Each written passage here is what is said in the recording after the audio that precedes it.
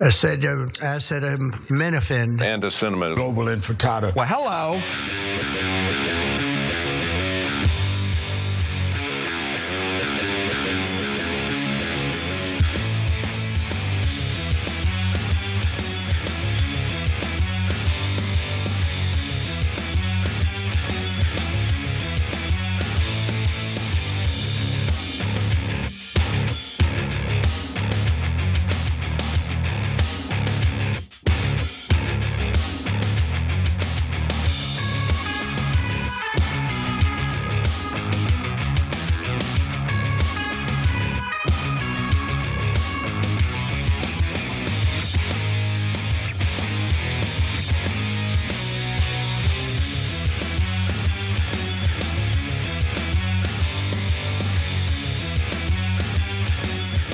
Alrighty, welcome to the Young Turks. Cenk Uygur, Jordan Uhl with you guys.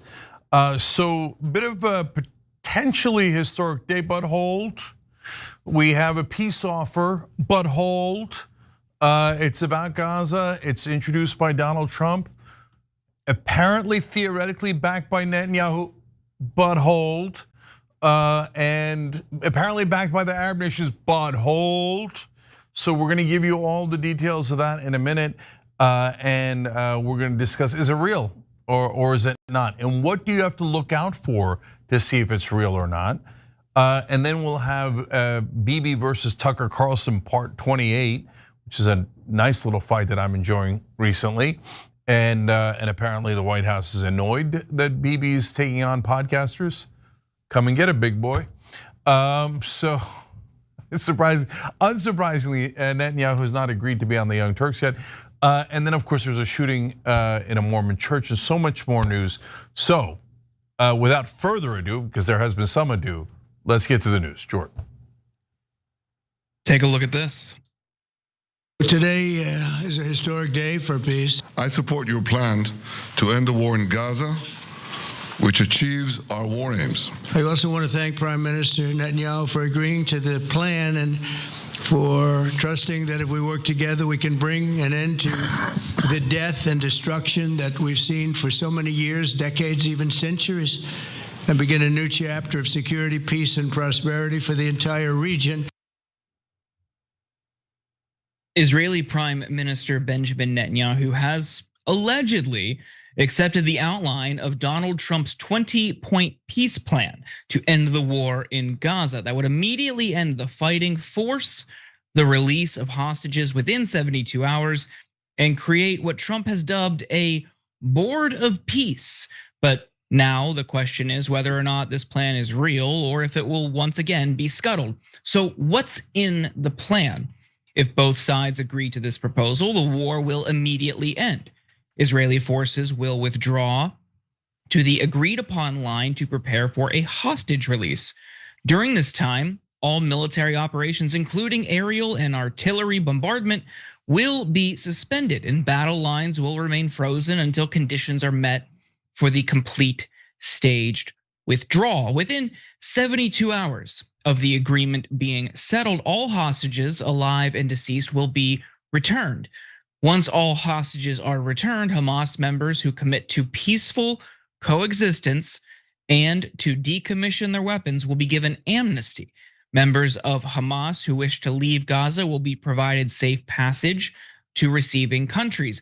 Then what happens to Gaza? Well, the plan calls for Gaza to be redeveloped. Yes. Sorry, before we get to what happens to Gaza, I want to take this step by step. So I'm going to put two huge question marks here. There's more question marks to come as to whether this is real or not. And by the way, if it is real and then we actually do end the war, I'll be ecstatic. But if it's a trick, we'll talk more about what it would mean to be a trick. But first here, within 72 hours of the agreement, all hostages will be returned. Remember, Israel violates every ceasefire. So far in these 2 years, they've never once followed a ceasefire. They'll follow it for a couple of days, and then after they get their hostages back, they immediately go back to bombing. They go, oh yeah, there was a Hamas dude that looked at us kind of funny, we think, maybe, and we're back to killing, right? So if they get all their hostages back within 3 days, Hamas has no leverage anymore, and Israel can go back to violating it with some excuse. So that's a potential problem. We hope that doesn't happen. Number two is, I don't want to gloss over that they're going to decommission their weapons and will be given amnesty and escorted from Gaza, the Hamas members, theoretically. And we'll talk a little bit more about this later again after Jordan gives you more of the details of the deal. But is anybody really going to do that? Like, members of Hamas are going to walk out in public with a weapon. Already they'd be killed instantly. But okay, let's say that this fantasy happens. And they go, okay, Israel, I submit to you. Here is my weapon, I turn it in. And now I will head to a different country where I'm sure you won't send in people to kill me, even though you send in people to kill people in every country. Not literally every country, but certainly any country you like, right? And the White House today complaining about how Netanyahu has bombed and invaded almost all of his neighbors. So that portion, I don't think it's gonna happen for a single person.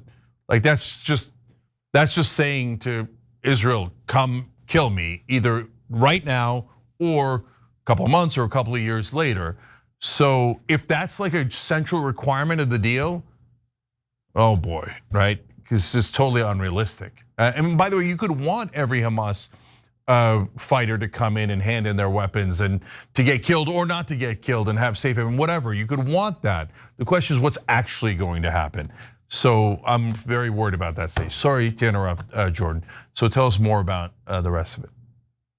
Well, I think the question then is what happens to Gaza, right? And the plan calls for Gaza to be redeveloped for the benefit of the people of Gaza, which of course raises a lot of questions. And it also says Gaza will be governed under the temporary transitional governance of a technocratic, apolitical Palestinian committee responsible for delivering the day-to-day running of public services and municipalities for the people of Gaza. This committee will be made up of qualified Palestinians and international experts with oversight and supervision by a new international transitional body, the Board of Peace, which will be headed and chaired by President Donald J. Trump, with other members and heads of state to be announced, including former Prime Minister Tony Blair. It calls on the Palestinian Authority to complete a reform program and eventually take control back of Gaza. The plan explicitly says no one will be forced to leave Gaza, and those who want to leave will be free to do so and free to return. So it's a matter of trust there. It also says Israel will not occupy or annex Gaza. Then the question, of course, is will Hamas agree to these terms presented to them by Trump and Netanyahu? So far, Hamas hasn't signed on to this plan. In fact, they hadn't even been presented with this plan until hours after Trump's announcement. A senior Hamas official did tell the BBC that Hamas remained open to studying any proposal that could end the war in Gaza, but stressed that any agreement must safeguard Palestinian interests, ensure a full Israeli withdrawal from Gaza, and bring the war to an end. But the issue of total demilitarization is a sticking point. Asked about the group's weapons, the official said, the weapons of the resistance are a red line as long as the occupation continues. The issue of arms can only be discussed within the framework of a political solution that guarantees the establishment of an independent Palestinian state on the 1967 borders. During their joint press conference, Netanyahu addressed what would happen if they refuse Trump's plan. Take a look.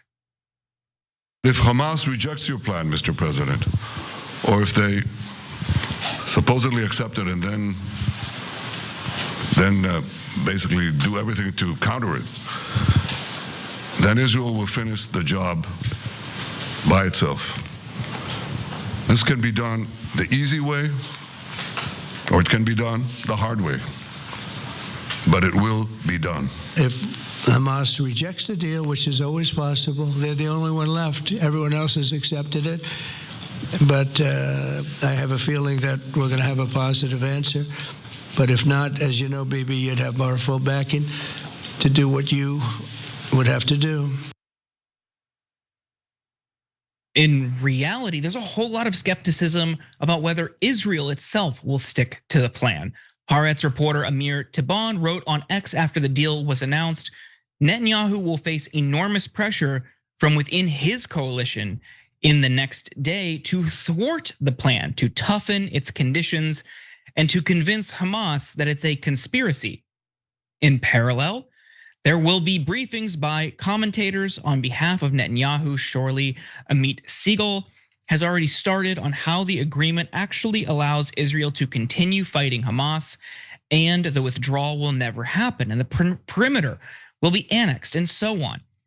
These are the same tactics we've seen throughout the past year in all rounds of negotiations, and they will be employed this time in an especially strong manner. The story is far from over. And prior to Netanyahu allegedly agreeing to this plan today, White House advisors privately admitted that Israel was the one holding it up. One Trump advisor involved in the plan said, the Arabs have agreed to it like 100%. Now we're waiting for the president to work his magic on Netanyahu. Another official familiar with the peace talks said, everyone, and I mean everyone, is exasperated with Bibi. Cenk, it seems like a lot of question marks. It seems like there's going to be pressure from within Netanyahu's own coalition, and some of these terms, as presented to Hamas officials, might not be mutually agreeable. How do you expect this will go in the coming days? Okay, so let's break down one by one to answer that question. So Tony Blair is a big part of this. Oh boy, Tony Blair historically will do anything Israel commands of him, including starting the Iraq War, along with Bush and Cheney. And then they say that they will not annex Gaza. Okay, that sounds great. So if it's a good peace deal, guys, oh my God, and the Arab nations accept it, and the Palestinians accept it, I'll accept it with bells on, right? So we're desperate to get to peace. So of course, again, the question is it a trick or not? So then you get to, well, you're leaving Gaza. Well, that's beautiful. It's critical, obviously.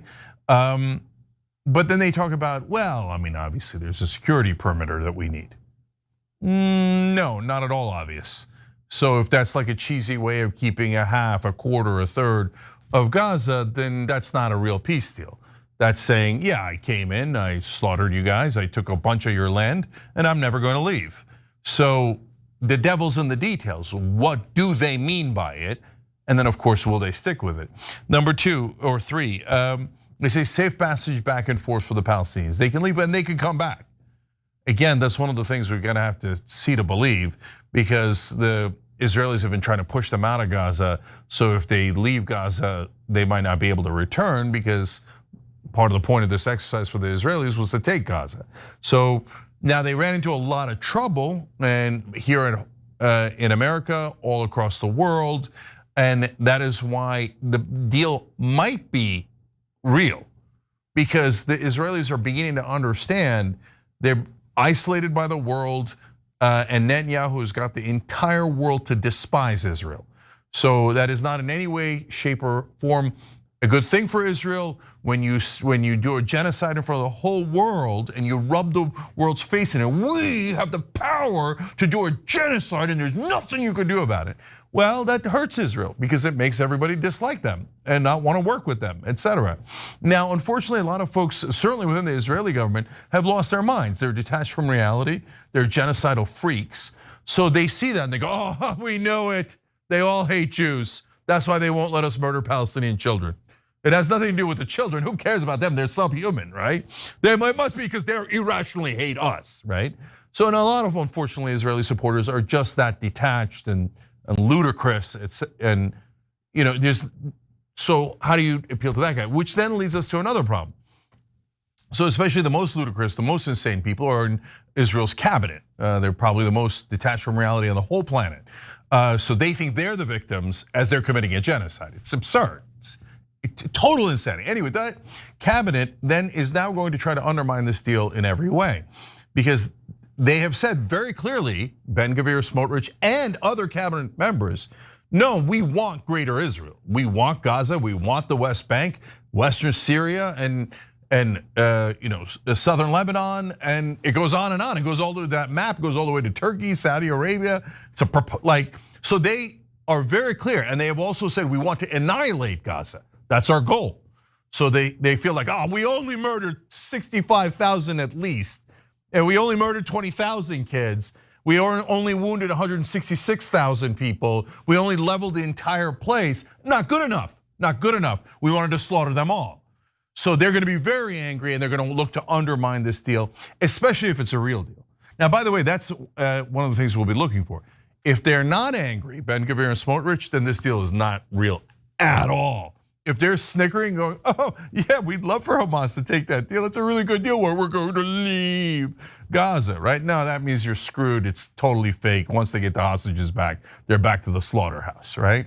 But if they're furious about it, that's a good sign, because that might mean that it's real. All right, and so look, issues of statehood, they say that you would put it on a track. God knows how long that track will take. Statehood is absolutely necessary. Full withdrawal is absolutely necessary. If we wound up with 1967 borders, oh my God, ecstatic. And remember, that means Israel keeps Israel proper. They're safe haven for Jews. All the things they said they've wanted, they just don't get greater Israel, right? They give that back. Again, would be miraculous. This current Israeli government would never do that. Uproot the settlers from the West Bank. And so that's another long story.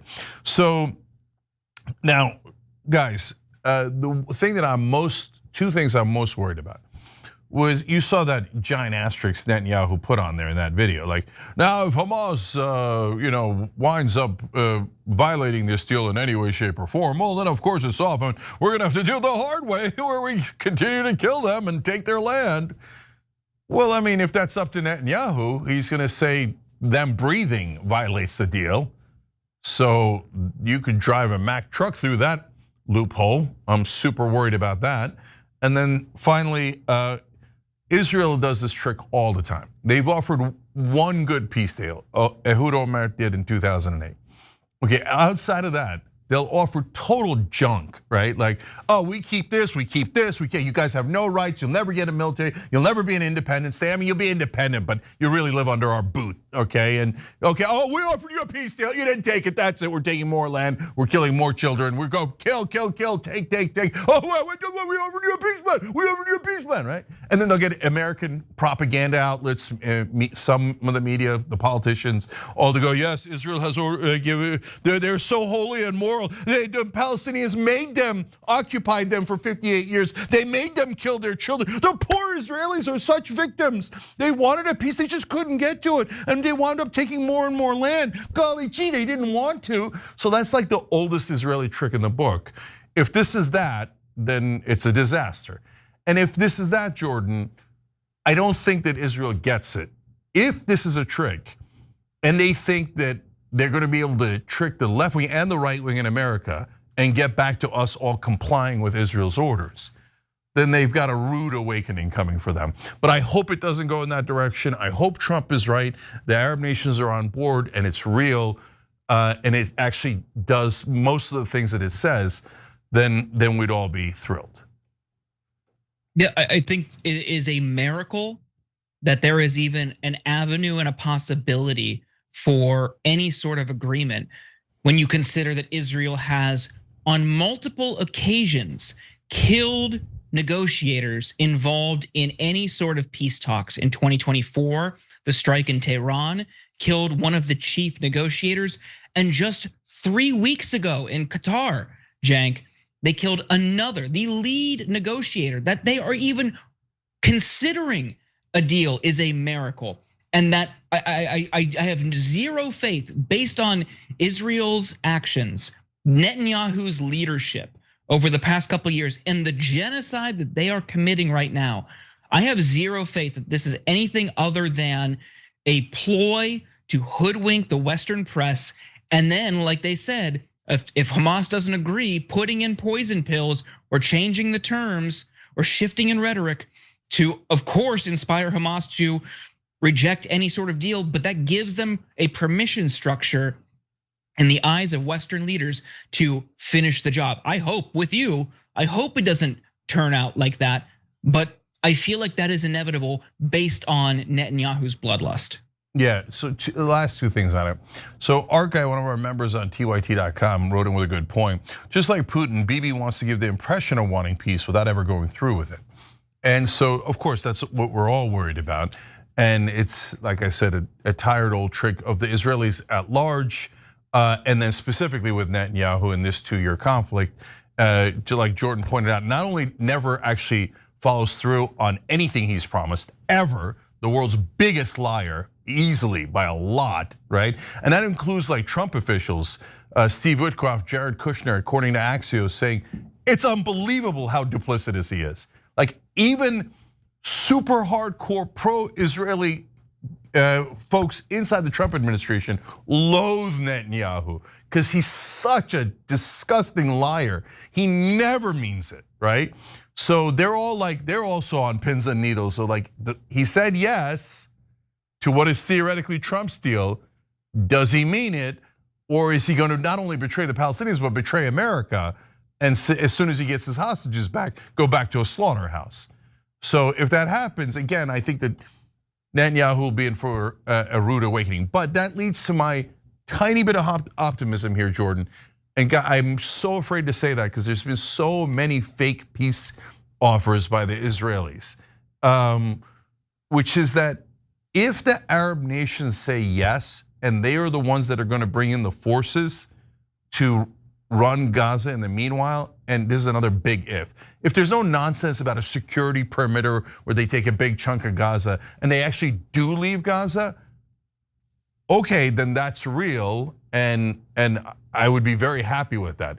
So like the propagandists on the other side will say like, oh no, you guys support Hamas. They say that about everyone who criticizes Israel 1 inch, right? And you guys would love them to run Gaza. When of course that's nonsense. Nobody on this side wants Hamas to run Gaza, right?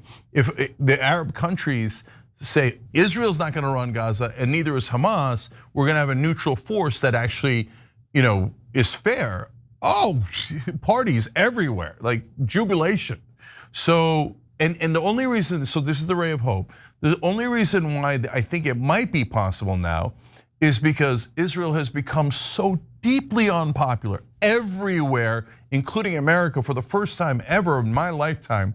They now are under 50% for Americans saying we should continue, that it is in America's interest to continue to support Israel.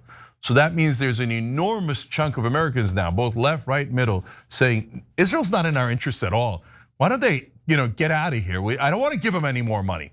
And I don't know why we think that it's in our interest to alienate 1.6 billion Muslims and make them our enemies so that Israel can get more land and slaughter more people. Not in our interest. So now that the American people have begun to wake up, Israel's in a slight panic. Like, oh my God, they're finding out, they're finding out. We got to get out of the room before they find out that we took $310 billion off of them. They've created all these wars for us to fight. That they've created all these enemies for us, etc. So you see what I'm saying, Jordan? Like I don't know if there's guys like Dermer who are not any morally better than Netanyahu, but are at least smarter and realize it's time to get the hell out of the room before they get caught. That's my sliver of hope. Maybe you have more optimism than I do, I suppose, but. I'm with you. I hope that there is some sort of positive outcome here. Based on the voices around Netanyahu, the pressure he will face in his own cabinet, in his own country, in his government.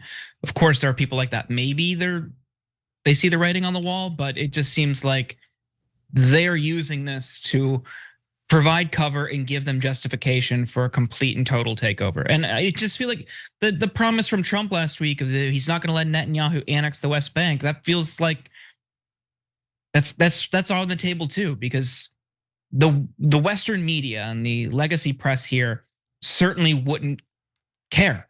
They would allow it to happen. They would use this. They haven't been able to distinguish that these are two different parts of Palestine.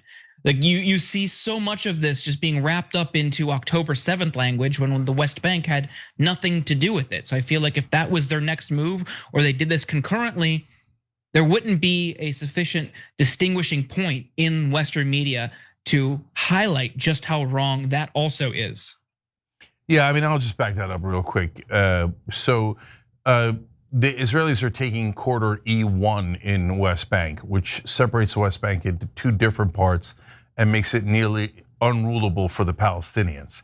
So people are worried that that is de facto annexation, the beginning of de facto annexation, right?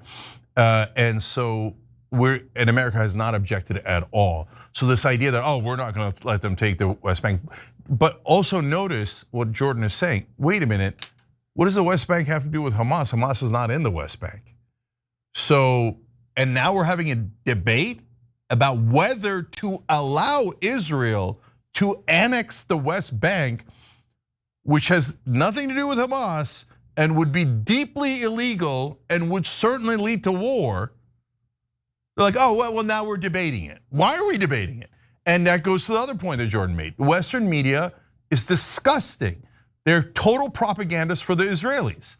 So did you hear about E1 from anyone in mainstream news? No, of course not. Maybe New York Times or Washington Post might have written an article, but on cable news, nothing. Did you and if you said to them, hey, look, these Israelis look like they want to annex the West Bank, they're having a legitimate debate about it, and we think that's terrible, they're like, anti-Semite, how dare you? It's your fault. You're the one who hates Jews. They get to do whatever they want, and if you ever criticize them, we're gonna ruin your career by calling you an anti-Semite. That's the job of Western media at large, period. That's all they ever do. They never significantly criticize Israel. They're all afraid for their jobs. They all work for, basically in essence, for Israel. As we're gonna explain later in the program, it's going to be very literal soon when Larry Ellison buys half of American media and hands it over to Israeli control. So you're not gonna ever get the truth from Western media. You will always get a massively pro-Israel bias that is the equivalent of propaganda for a different government. And then if you object and go, that's not objective. That's the least objective thing that anybody's ever seen. The whole world agrees you are not objective. The whole world thinks you're doing Israeli propaganda. They'll go, anti-Semite, fire him, fire him, fire him. Don't let anybody say anything against Israel. By the way, we're objective. So if you're looking for a fair and real and honest analysis of this peace deal, do not turn to mainstream media. They will definitely lie to you on behalf of Israel. So we're gonna keep covering it. We'll see how the Arab nations react. We'll see if it has any degree of legitimacy. And remember, guys, super last thing on this for now is, even if it's genuine and they start, there are forces inside Israel, which is the majority of their cabinet, the majority of their government, that will try to undermine it even if it's real.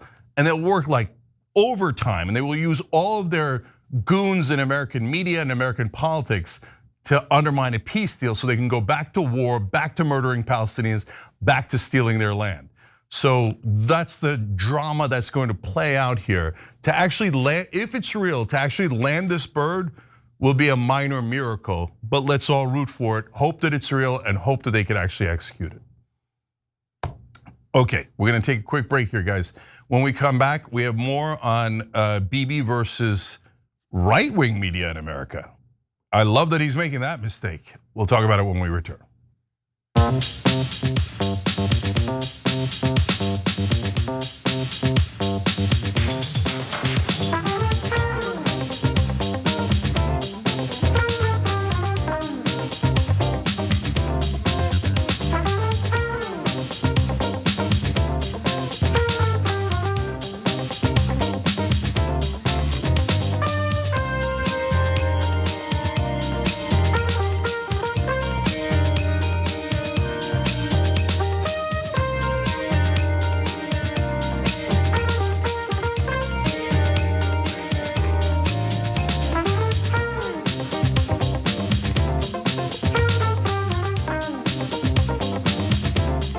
All right, back on TYT during the social break here. Let's go to our members' comments on TYT.com because we love doing the show with you guys. Eclectic Miscellanea writes in, Trump wants to build a beach resort in Gaza. Netanyahu wants to permanently take over and repopulate Gaza as part of greater Israel. There's absolutely zero chance that either of them are serious about a peace deal.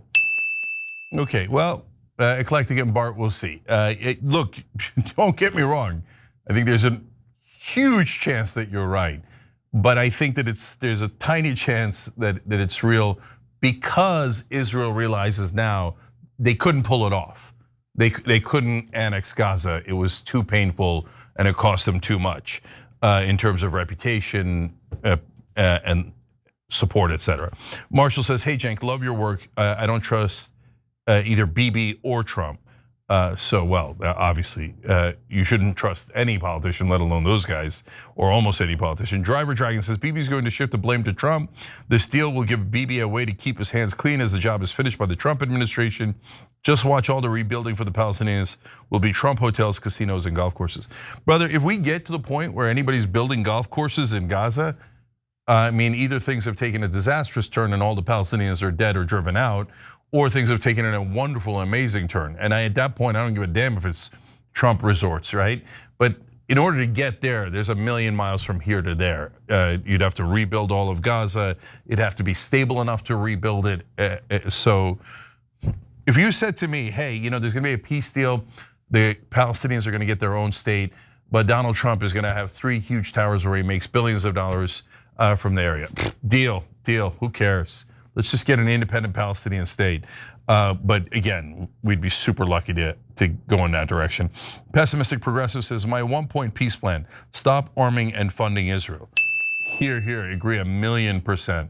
That'll start to straighten them out a little bit. But of course, even at this late date, we don't dare disobey Israel. We owe them, so we must give them our money. Wang Jun says, I'm not buying it if Hamas doesn't agree to the deal. Israel just gets to keep bombing Palestinians, and I can't help but ask the question, is this why they killed the negotiators in Qatar? So Israel can have a BS deal that'll just allow them to continue the genocide, and Trump gets to call himself a war hero. I'm seeing a lot of red flags disguised as green ones.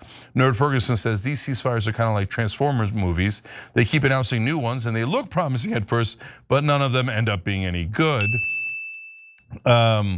Kelly K says, well, we've seen 2 years of the hard way on behalf of all of humanity. Can we try the easy way that doesn't involve genocide?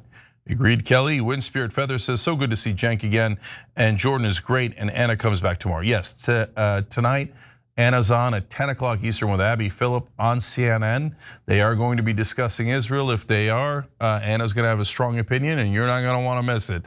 All right, we'll be right back in a minute.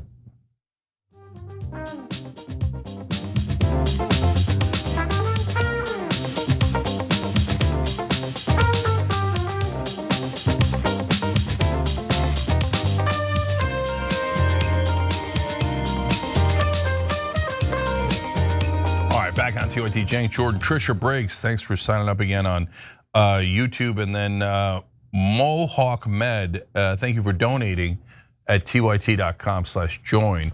Really appreciate you guys. Look, our voice is only as strong as you allow it to be. So anyone who signs up by hitting the join button underneath or tyt.com/join, we deeply appreciate it, and you will allow us to do this show. Otherwise, you're gonna have to rely on mainstream media and cross your fingers. Okay, Jordan, what's next? Take a look at this. But we have to fight with the weapons that apply to the battlefields in which we're engaged. And the most important ones are the social media.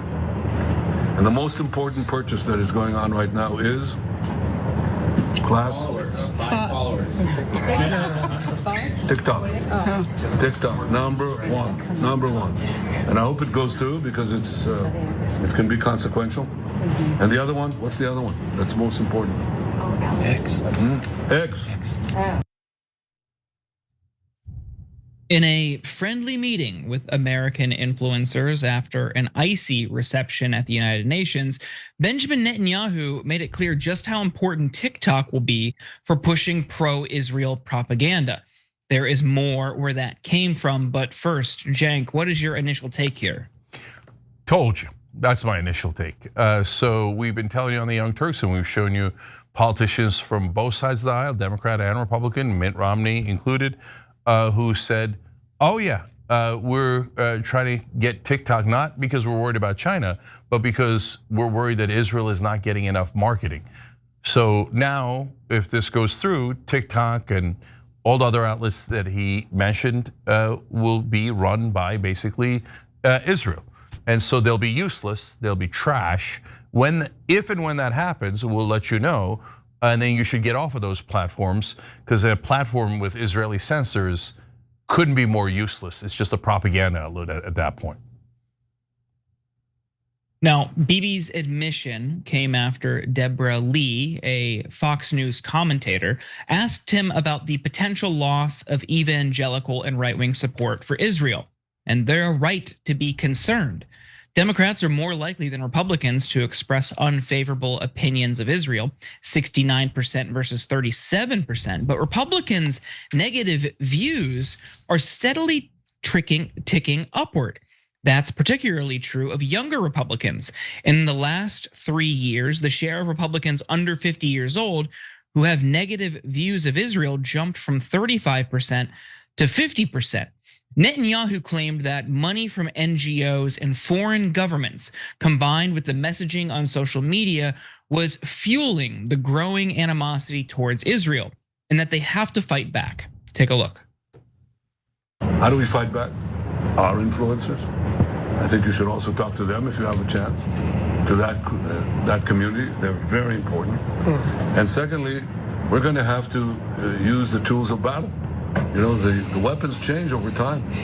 You can't fight today with swords. That doesn't work very well. But we have to fight with the weapons that apply to the battlefields in which we're engaged. And the most important ones are social media. So we have to talk to Elon. He's not an enemy. He's a friend.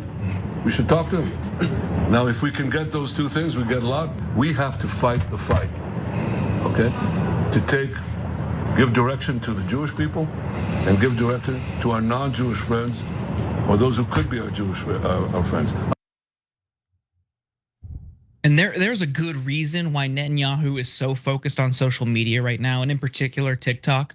For a while, people like Mitt Romney and other diehard defenders of Israel have complained that there's too much anti-Israel content on the platform.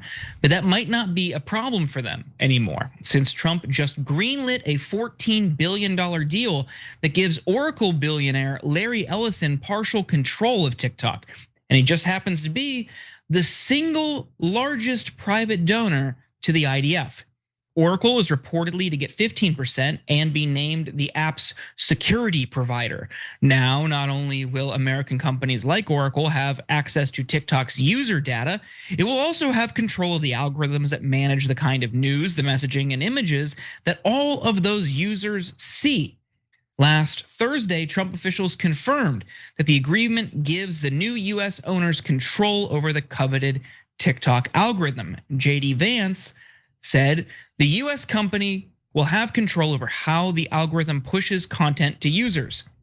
We want the business to make decisions on content based on the interests of the business and based on the interests of the users.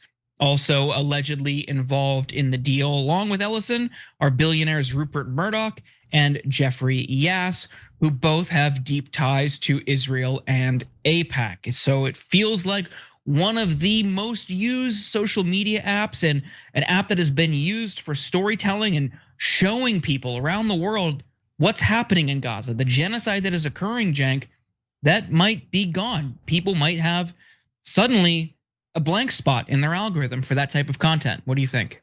Okay, so I want people to understand what we've seen, and if you haven't seen it, I want to show you the Mitt Romney clip to give you a sense of what's going on. Before we get there, just wanted to comment on the Netanyahu clip you guys just saw. So I watched the longer one, and he says some things on that portion and some things in other portions. He also talked about, there's new weapons of war. You heard him say, we can't use the sword anymore. We cut out a portion where he said, there's drones, but I don't want to talk too much about that. And that's because they're now using those drones, quadcopters, for random assassinations. I saw one online from a reputable source earlier today where they sent a drone by a hospital and it shoots a doctor in the head. Why did they want to murder that doctor? I don't know. Why did they want to murder over 65,000 Palestinians? And why do doctors, American doctors that go to Gaza, talk about, there's an unbelievable number of headshots and chest shots from snipers on children under 5 years old. So yeah, that's his new sword, which is just mass terrorism inside Gaza. So okay, now you turn to media, now he says, look, that's also an important tool for us. So we're going to direct all of our Jewish friends in what to say and how to defend Israel. So first off, right there, that's a giant problem. Don't do that, because now Jewish people didn't ask you to do that. You're implicating quote unquote Jewish people with your barbaric actions. That is a disaster for Jewish people. So don't believe him that Jewish people are not getting their orders from stupid Netanyahu. Will some of them listen to him, like Larry Ellison? Of course, because those are pro-Israel zealots who are deeply racist and bigoted, and they hate Palestinians. And so when they see the IDF murdering 20,000 Palestinian children, they're like, yes! And they give a record amount to the IDF, murder more Palestinians. So that's what they're all about, and those are the guys who are going to run TikTok now. But that does not represent all Jewish people at all. Please, please do not believe them when they say such outrageous things that drive up anti-Semitism. Okay, then he says, now we're also going to direct our non-Jewish friends. In other words, the guys we pay in politics and in media, and they'll be equipped with their new propaganda. Before, when you were seeing the unfiltered truth on TikTok, it was a huge problem for them. And Senator Romney was among the politicians who weirdly, I guess they thought they were above the law and there's no big deal, you could just admit the truth now, said this, watch. Some wonder why there was such overwhelming support for us to shut down potentially TikTok or other entities of that nature. If you look at the postings on TikTok and the number of mentions of Palestinians relative to other social media sites, it's overwhelmingly so among TikTok broadcasts. So I'd note that's of real interest, and the president will get the chance to make action in that regard. Typically, the Israelis are good at PR. What's happened here? How have they and we been so ineffective at communicating the realities there and our point of view? That was also for a couple of reasons. One, thank you for the confession. Two, that's Romney, a Republican, and Anthony Blinken, of course, the Secretary of State for Joe Biden, a Democrat. And number three, I love how uncomfortable Blinken was. I feel like he was trying to like Morse code with his body. Like, don't tell him we're trying to buy TikTok on behalf of Israel. Don't tell him that. We're pretending it's because of China. Okay. But he did tell us. And so now they are executing that plan. And JD Vance is telling you now, US, Israel will now control the algorithm. And by the way, in the interregnum between Romney's statements at that time and today, where they're looking to buy it outright, the Israeli censors already got inside TikTok. So in July of this year, TikTok hired at a very high salary and former IDF soldier, by the way, an American, someone who, as an American, said, "Oh, I can't wait to serve the Israeli army. I love Israel. I want to go serve them, not America." No, I'm not going to join the US military. Don't be ridiculous. Oh, IDF, where do I get to kill Palestinians, right? So some person like, and by the way, avowed Zionist, of course, and she's now the hate speech manager. Guess what's going to be considered hate speech? Anything against Israel. Of course, of course. So they will change the algorithm to hide the truth and do Israeli propaganda. And I hope that it's not even an if anymore. This is basically, it looks like a done deal. It's certainly headed in that direction. Larry Ellison and his son, who think that the IDF, I mean, isn't that amazing, guys? Just pause there again. They're giving money to a foreign army. That's their charitable contribution. And a foreign army in the middle of a genocide. Imagine if there were people who were like, you know what? The Germans just don't have enough money in the 1930s and 40s. We need to send them more money. The poor German soldiers, they have not been efficient enough in running the trains on time. We need to get the Germans more money. We would all be sickened and disgusted, right? I would hope so. But here are American citizens, incredibly wealthy ones, going, "Oh, the IDF, your genocide is not big enough. Here, but take more money, take more money. Just, please, please.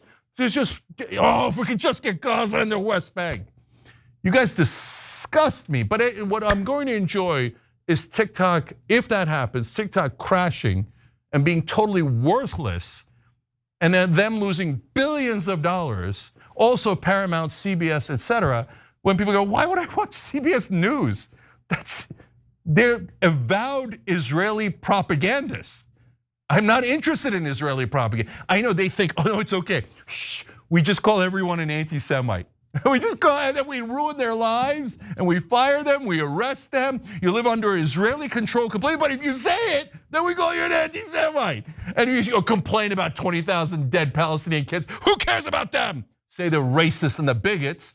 Oh, but that's okay, we'll just arrest you, deport you, whatever. But if you complain, that's okay, we own all the media. But by the way, don't say we own the media as we go to buy the media, but you're not allowed to say it because only we're allowed to control algorithms, only we're allowed to control the media. And by we, guys, for the billionth time, I don't mean what they say. Israel does not represent all Jewish people. Nobody called my friends, Jewish friends and family, and said, hey, you guys want to buy TikTok to do Israeli propaganda? Hey, would you like to kill more Palestinians? They didn't do that, okay? No, these are pro-Israel zealots, total radicals who say, no, Israel above all. And if they haven't killed enough Palestinians, here's $16.6 million. Here, oh, you know what? Here's billions to buy CBS and TikTok and maybe CNN. And we're gonna get the Israeli censors in there. Okay, all right, thank you for admitting it. We appreciate it, we appreciate it. Anything the Ellisons buy, we'll ignore. And so hopefully they'll have no value at all, and then we'll get to enjoy our lives without Israeli propaganda. Well, yes, there's another element we wanted to talk about as well, and it's about Tucker Carlson. Donald Trump announced today that Benjamin Netanyahu has agreed to his 20-point peace plan in Gaza.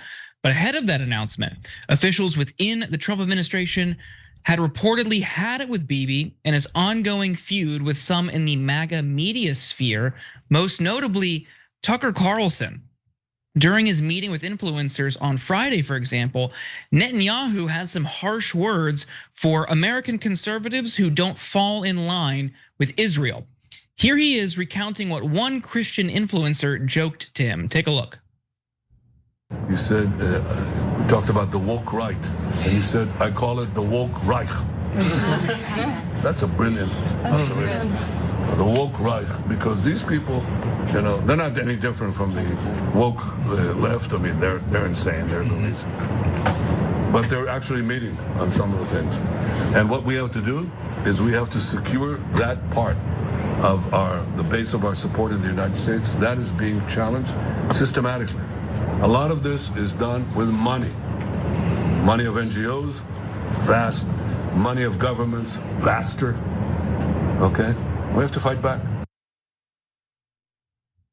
On Saturday, his son Yair Netanyahu also called Tucker Carlson Qatar's bitch and accused him of being obsessed about Israel, Jews, and Netanyahu.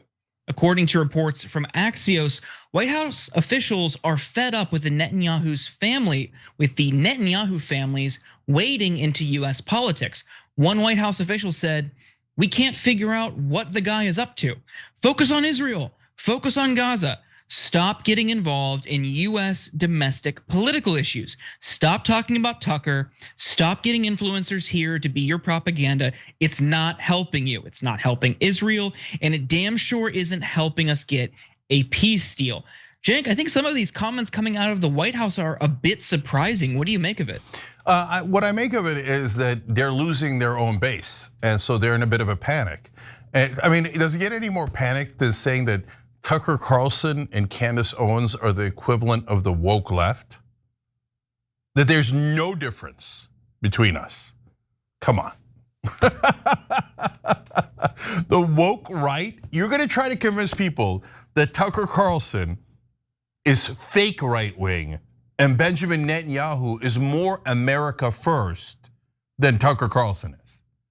Well, good luck with that piece of propaganda. I wish you a lot of luck with it, okay? And so the reason why the White House is in a panic is because Netanyahu is coming in here and thinking that he can boss social media around. He could boss the right wing around, but he doesn't realize they don't work for his buddies at Fox News anymore. Before, when you worked at a giant corporation and you're getting paid $20 million a year, $40 million a year to do Israeli propaganda, well, you got those folks more locked up, right? Now they're online and they're getting their money from the actual subscribers and based on the size of their audience, and they're not beholden anymore to a multi-billion-dollar media corporation that is run usually by very pro-Israel executives or people that have nothing to do with Israel but are scared to death that if they criticize Israel an inch, they'll be fired and their lives will be ruined and they'll be labeled hateful and shunned by the rest of the establishment, etc. So, and if you think there's no pro-Israel executives, we just showed you Larry Ellison, who runs Oracle, is now going to buy CBS, Paramount, maybe CNN, TikTok, etc. It's an enormous pro-Israel zealot who contributes to the IDF as charity. Like, it's unbelievable. So that's the situation at hand, and that's why he's losing that PR battle to Tucker Carlson. Look, this is happening everywhere. We asked you guys, who do you trust more? And so Bibi or Tucker, okay? And the idea that Americans on the left or the right are going to trust the leader of a foreign government over someone, whether you agree or disagree, clearly cares about America, right? I mean, there's a lot we disagree with Tucker on, but idea that Netanyahu is more pro-America. Oh, he doesn't care about Israel at all. I mean, he's the prime minister of Israel, but he's not concerned about them. No, he's really worried about doing the right thing for Americans. And because Tucker Carlson is objecting to taking $310 million from America and forcing us to give you more and more and more, forcing us to support a genocide, creating billions of enemies for us throughout the world, literally in the Muslim world. Because he objects to that, he's the woke right, and that you should ignore him and trust the Israeli propagandist. Well, that's why the White House is upset, Jordan, because that's a terrible strategy. That's of course not gonna work. And in fact, before I let you respond to that, I wanna show you one more thing. So we asked our folks on the website, that was an easy one, basically 95-5 saying, I mean these are left wingers going, no, I trust Tucker Carlson more, but because why? Because we put him up against Netanyahu, right? And then on Twitter, where it's a lot more right wingers, I asked, Netanyahu is now saying Tucker Carlson is helping America's enemies by not bowing down to Israel. So who is more America first? That one was 91-9, Tucker Carlson. So, and one of our guys wrote in here, Impeach for Peace is a member on tyt.com. You could also become a member at tyt.com/join, be part of the show. He wrote in, Bibi's projecting because that's exactly what Israel's doing, using social media and buying politicians to influence opinions on Israel. Absolutely. So Jordan, when I saw him in the video going, you got to look into anyone objecting about Israel, it's probably the money. Brother, you're telling on yourself, right? Of course, if we say that, then they go, hey, anti-Semite, we're allowed to talk about money. You guys are getting bad funding from Muslims. You should hate Muslims, hate all the Muslims, right? But you go, hey, it looks like you're getting money from Israeli zealots. They go, anti-Semite, cancel him, cancel him, cancel him. No one's allowed to disagree with Israel, right? Yeah, we're all sick of that crap, Jordan. Yeah, I think what this reflects in part is that the people making these claims, of course, have an incentive to smear their critics, but also the people who believe it and the people who parrot it in the right-wing media who are still aligned to Israel, or even just the broader Western press. Don't talk to regular people. People in Washington, don't talk to the average person.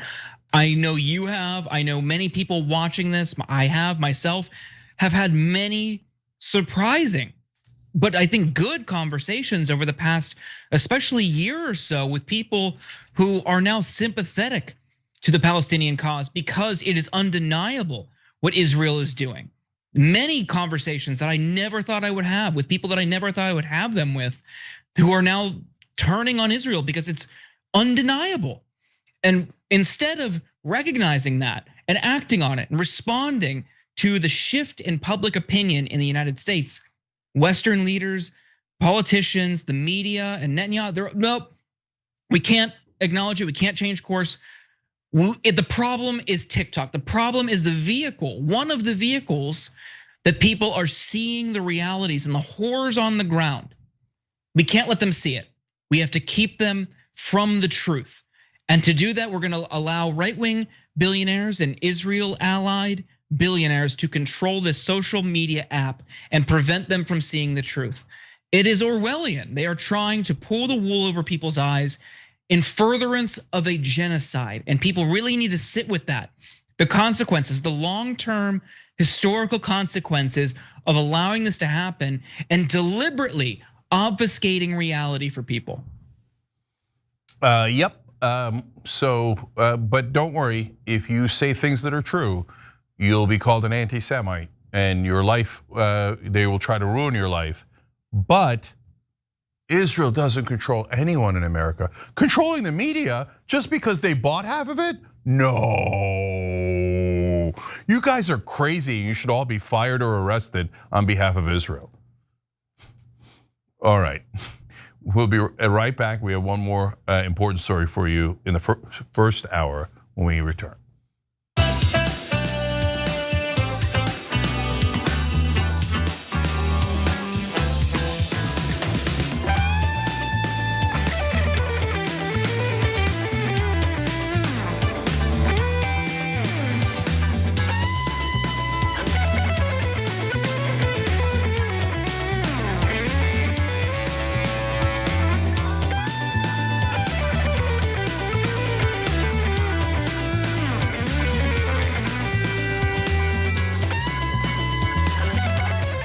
All right, let's go to Super Chat. 00083 says, I think there will be an enormous, I think there will be an exodus from TikTok. So let's see how it plays out, but of course. I mean, remember the Israeli censor / IDF soldier is already in there monitoring your hate speech. By the way, that's another reason why I can't stand cancel culture, and I've never agreed that we should cancel people based on hate speech, because it's just the minute any group of people with power come in there, they're gonna say, oh, anything against us is hate speech. But us murdering Palestinians or whatever other cause they have for whatever other country there is, or race, religion, whatever it is, they'll say, oh no, that doesn't count. No, that's not hateful at all to kill 20,000 Palestinian children. That's just self-defense. Deb Long says, with the amount of money and power coming from right-wing billionaires, the damage will never be reversible. This propaganda will only get worse. Deb, look, I keep being the optimistic one here, but really, I think the online media is uncontrollable. So yes, the TikTok and CBS and et cetera, CBS being mainstream, what used to be mainstream, and TikTok being new media, they'll still have big audience for a while. But I agree with the earlier commenter. There'll be an exodus, and eventually, whichever platform is being honest will get a lot more viewers and users, et cetera. And once that arises and people start flocking to it, then capitalism will kick in. And there'll be some folks in Silicon Valley go, but I do want to make money, and if we all seem like Israel's bitch, nobody wants to use us, so that's hurting my bottom line. So, what do you do? Money or Israel? Well, a lot of them will choose Israel, and then they'll go bankrupt, and then we'll get a new set of folks. Rose Orozco says, thank you, TYT, for reporting the truth. Support TYT trademark. Okay, Rose, thank you for saying that. Look, guys, we appreciate the super chats. We appreciate you joining through the join button. And of course, we appreciate everybody doing likewise on tyt.com/join. Naomi Makia says, this is a way to program the younger generation. But honestly, mainstream media was a way to program all of us. Was mainstream media ever fair to the Palestinians or Arabs or Muslims in my lifetime? Never. They've been the most biased, most racist, most disgustingly bigoted people in the whole country. Muslims terrorists. Oh, Israel's slaughtering them and taking their land? No, anti-Semite, you're fired, okay? So no, I have no, so like you think this is a new thing to program us? Pro-Israeli people have been programming us the entire time. So if you object to that, you can kiss my ass. So now I'm clear on that, let's move on. Titan says, I'm hearing Russia has troops massing on Israel's border. Has anyone else heard this? Is this true or crazy rumor? As far as I know, crazy rumor. But I will tell you something, Colombia, the leader of Colombia was asked in New York as he was attending the United Nations, is there anything that could be done about ending the genocide? And he said, if 3/4 of the General Assembly agree, we could form a mighty army against Israel.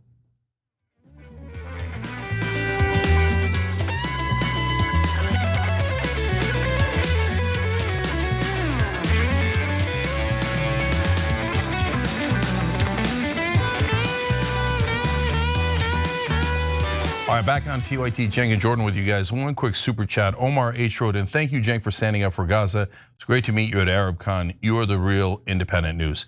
Omar, thank you for saying that. Thank you for supporting the show. We appreciate everybody who supports the show. We don't have a show if you guys don't support us. So thank you for doing that. Again, you could do it through the joining or through super chat or a contribution, or joining through tyt.com/join. We appreciate all you guys. And I'll say one last thing, Omar, for all the folks at ArabCon, Karen, all the places that I went to that said all these wonderful things about our coverage, you guys give me strength. So if you're wondering where I get the energy, et cetera, I get it from you, and I appreciate you so much. All right, Jordan, what's next? Take a look at this. I want to express our sincere condolences to the victims and their families and all of the members of this church who were gathering on a Sunday in the United States of America to worship Jesus Christ. And a crazed gunman rammed his truck into the church and started firing at these innocent Americans. And as the president rightfully put in his Truth Social yesterday, this appears to be yet another targeted attack on Christians.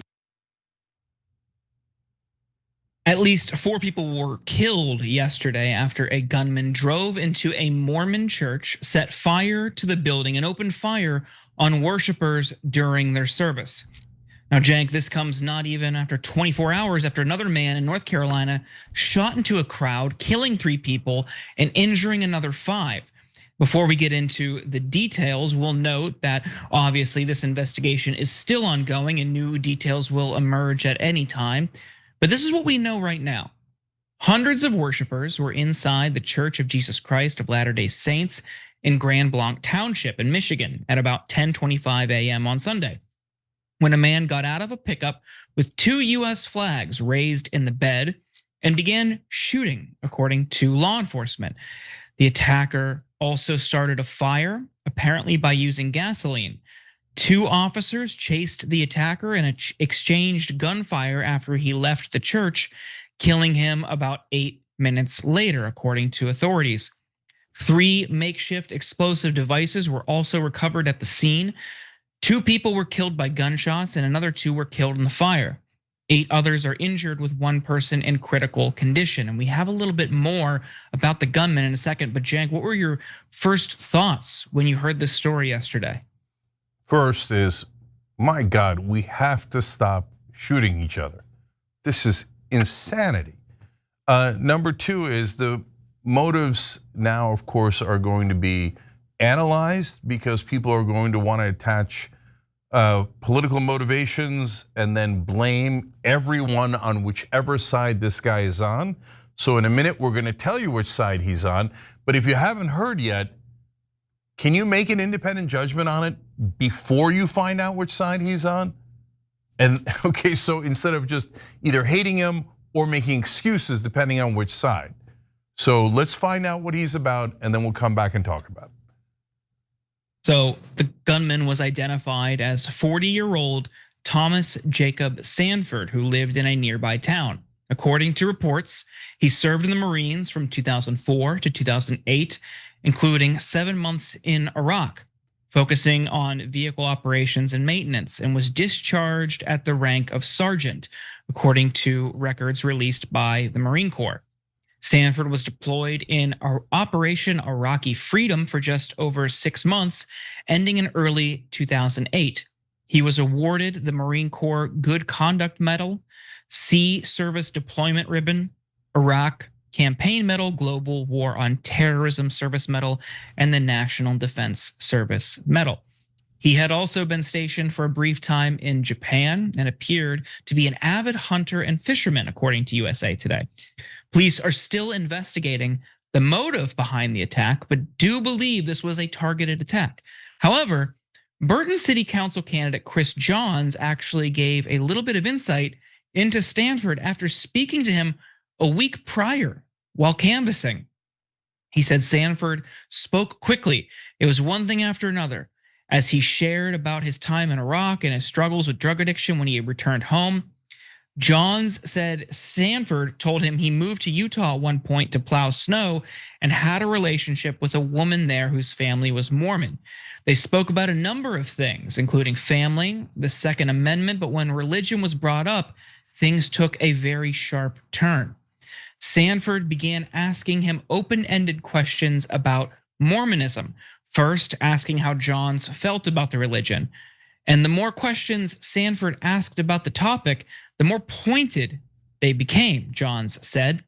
He said Stanford asked him about the Mormon Bible, the role Jesus plays in the religion, the history of the LDS Church and Joseph Smith Jr., the founder of Mormonism and the LDS movement. Stanford's animosity toward the church didn't seem violent, John said. It was very much standard anti-LDS talking points that you would find on YouTube, TikTok, Facebook. But Johns said everything Stanford asked him about Mormonism led to Stanford declaring the religion as the Antichrist. Now, Chris Johns even stated during his 20-minute talk with Stanford, quote, there was no mention of anything right or left, blue or red, but he did note there was a Trump-Vance sign on Stanford's fence. And Stanford was also seen wearing a Trump 2020 shirt in this picture on Facebook. According to a database maintained by Practical Political Data, Stanford also appears to have signed 2 petitions as a Michigan voter favored by conservatives.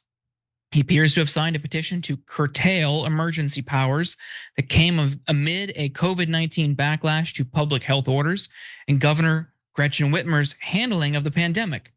Stanford also appears to have signaled a petition supported by Right to Life of Michigan to restrict abortion access in Michigan, the database indicates. Now, surprisingly, the Trump administration isn't using this event as an excuse to threaten the left, like they did with the Charlie Kirk shooting. On Truth Social, Trump posted, I have been briefed on the horrendous shooting that took place at the Church of Jesus Christ of Latter-day Saints in Grand Blanc, Michigan. The FBI was immediately on the scene and will be leading the federal investigation and providing full support to state and local officials. The suspect is dead, but there is still a lot to learn. This appears to be yet another targeted attack on Christians in the United States of America. The Trump administration will keep the public posted as we always do. In the meantime, pray for the victims and their families. This epidemic of violence in our country must end immediately. And JD Vance simply put, just an awful situation in Michigan. FBI is on the scene and the entire administration is monitoring things. Say a prayer for the victims and first responders. Now, Cenk, maybe this is the time that prayer ends gun violence once and for all. Yeah, very unlikely. And so, look, first, our hearts go out to those poor people. I'm gonna tell you something terrible that happened there. So, 4 people were killed, earmuff the kids here. 2 of them were killed by gunfire, the other 2 burned to death. So this is just horrific. So why does somebody do something like this, right? So he's wearing the Trump 2020 shirt and all the things that Trump that Jordan told you about, and not just supporting Trump, but it's also pro-life. Not the exact right way to go to pro-life cause, obviously, right? So should you blame all of the right wing? Well, of course not. That's preposterous, right? So why do we have so many of these shootings in? And it's not just the churches, and it's certainly not just that, I don't know if it's a white church, Mormons, they're probably white. But you remember, of course, the black church in South Carolina that Dylan Roof shot up. You remember a couple of synagogues that were shot up by folks. So, and mosques that have been attacked as well. And so when you see all of that, is it really, quote unquote, yet another targeted attack on Christians? Well, I suppose it depends on what you mean by that. So did this guy target Mormons? It certainly looks like that. Is it part of a coordinated, targeted attack on Christians overall by some nefarious forces? No, not at all. And so that's why Trump and Caroline Levitt saying that is not at all helpful. That's really what it does is it drives up division and potentially hatred, etc. So in this case, if you just say, "Oh my God, these poor folks who were attacked, and this is outrageous, and everyone has to stop shooting each other," great, that's wonderful. Can we get a unifying message ever, right? So in this case, he doesn't seem like he's connected to anything else. And so why do we have so many of these shootings at these religious organizations and the schools and everywhere else? Well, number one, in this case, for example, I mean, I looked at it and I was like, who hates Mormons? Who hates Mormons enough to shoot them? That's crazy, right? But the reality is we have a country of over 330 million people. So can you find a couple of dozen people who viciously hate Mormons? Yeah, I guess you probably could, right? But so every country has folks who hate a certain race, a religion, etc. But then you layer in two other problems in America. One is mental health issues that we never address. So, I don't know how well other countries do in addressing mental health. I've heard that Europe does a lot better with it. Some Asian countries do better with it. We're miserable at it. So we just let it fester. Oh, you hate Mormons randomly. Yeah, okay, keep going. And then of course, the number one unifier for all of these shootings is unsurprisingly weaponry, guns. And so now you could say, oh, well, he also used gasoline and fire, so it's not just guns, that's true. But there's not a lot of mass burnings going on, but there is a lot of mass shootings going on. So when you have some people, as you will in any country, who are driven by hate, and then you have mental health issues on top, and then you layer in an ocean of guns, well, that's a recipe for disaster, and that's the disaster we live in right now. I want to point out the rhetorical sleight of hand you're seeing from the right today. They're saying this is an attack on Christians. If you were to ask, I'd say most conservatives, most MAGA Republicans, I'd say behind closed doors, not on like Fox News, not on cable news, whether or not they think Mormons are Christians, I think most of them would distinguish the two. They have a term for LDS. It is Mormon. It's distinct from evangelical Christians, which is what they opt for primarily in the MAGA movement. But you see here, you see Catherine, what is her name? The press secretary for Trump. Caroline You see Levitt. Trump himself saying this is a targeted attack on Christians. And they're trying to push this viewpoint and they're trying to push this narrative because they see this as an inconvenient situation for them as they politicize the past couple attacks or incidents or tragedies. And then you see reporting and the justifications of in this EO. You see the reporting from Ken Klippenstein, which you'll get into later. They're using these as springboards to crack down on the broader left in America. And they're using this to say there's a one-sided problem of political violence, and that's left-wing political violence. Never mind the past 30 years, it has largely been and dominated by the right.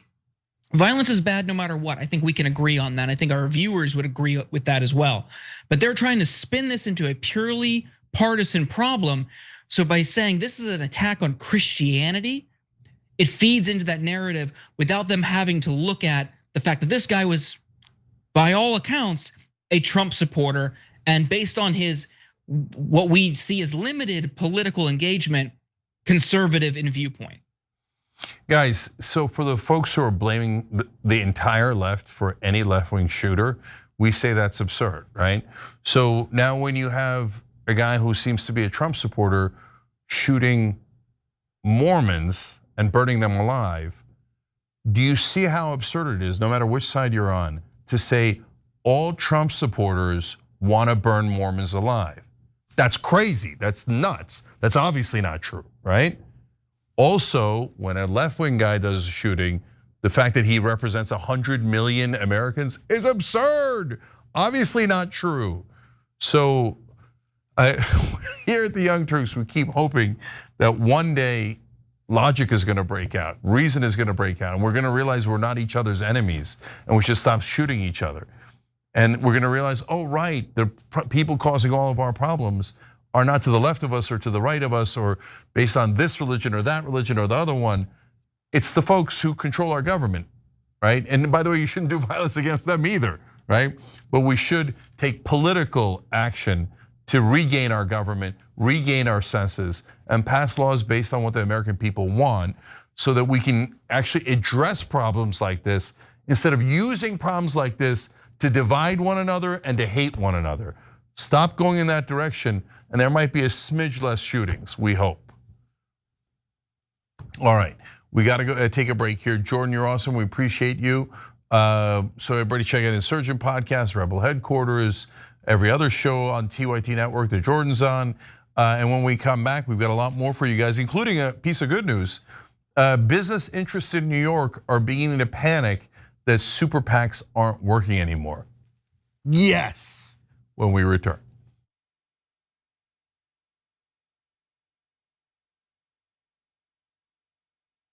Damn it, they failed us. And if you're not angry about that, Michael, and any of you out there, then you're damn wrong, because you should be angry. Young Turks. It was genuine. He was mad. Cenk Uygur, known online as one of the Young Turks, isn't afraid to throw some punches. 3, 2, 1, fade up. Cenk the Turk Uygur. What kind of TV station is this? The whole point is for me to yell and scream and tell you what I think. It was right out of like Wayne's World. This guy on this little rinky-dink website is speaking truth to power. We've been averaging 600,000 views a day, beating most of the cable shows in America. We're the largest online news show in the world. We're celebrating our 1 billionth view. Television, we're coming. More politics ahead with Cenk Uygur. He knew that the MSNBC opportunity was an experiment. And fill and host beat CNN and headline news combined. At some point, they want to give me a show. Every single year, that comes out of our paycheck. We put it in, and you're saying we were suckers. When you, as a host, tells someone you're interviewing to shut up, that's going to raise a red flag. That guy needed a tall glass of shut up juice. If President Obama's doing the wrong thing, I'm not going to tell you that he's doing the right thing so I can, quote, support him. He says to me, "You won't believe the meeting that I just had."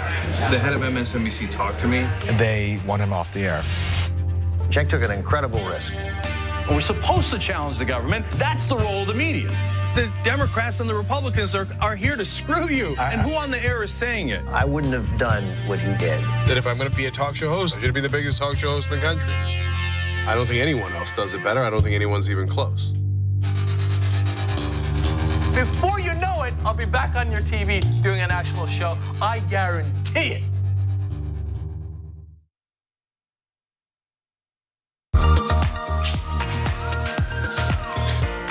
Magic. It's showtime. And say 45 minutes. I'm hosting today. Now I know what you're thinking, JR, your face is already perfect, but you know what? I still need to apply some makeup. I went through this process, right? A few years ago. When I realized that I was gonna have to wear makeup on the show. I had to go through like finding out what my undertones were. You guys know what those are? I got my MAC Cosmetics. It says SPF 15 foundation, broad spectrum. But apparently what I have is red undertones, and I think pores are not supposed to be seen. I need all these things to be confirmed for me. These sponge things don't work for me. You gotta use your hands. At least I did. That's how the magic really happens. So we're gonna go through a tutorial. How to make the magic happen from beautiful to beautifuler. Let's go. I've already been moisturized. That's the first thing. But moisturization already happened. We go raw. All hands. Pick up a couple streaks. This is the guy we're putting on makeup. We got dots.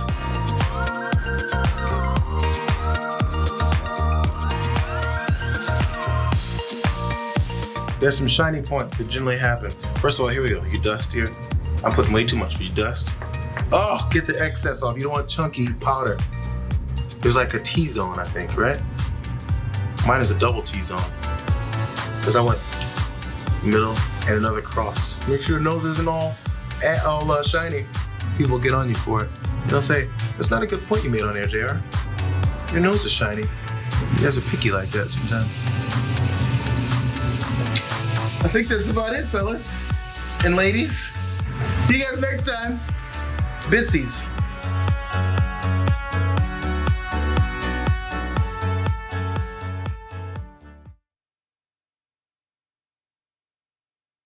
Welcome to our trash revolution.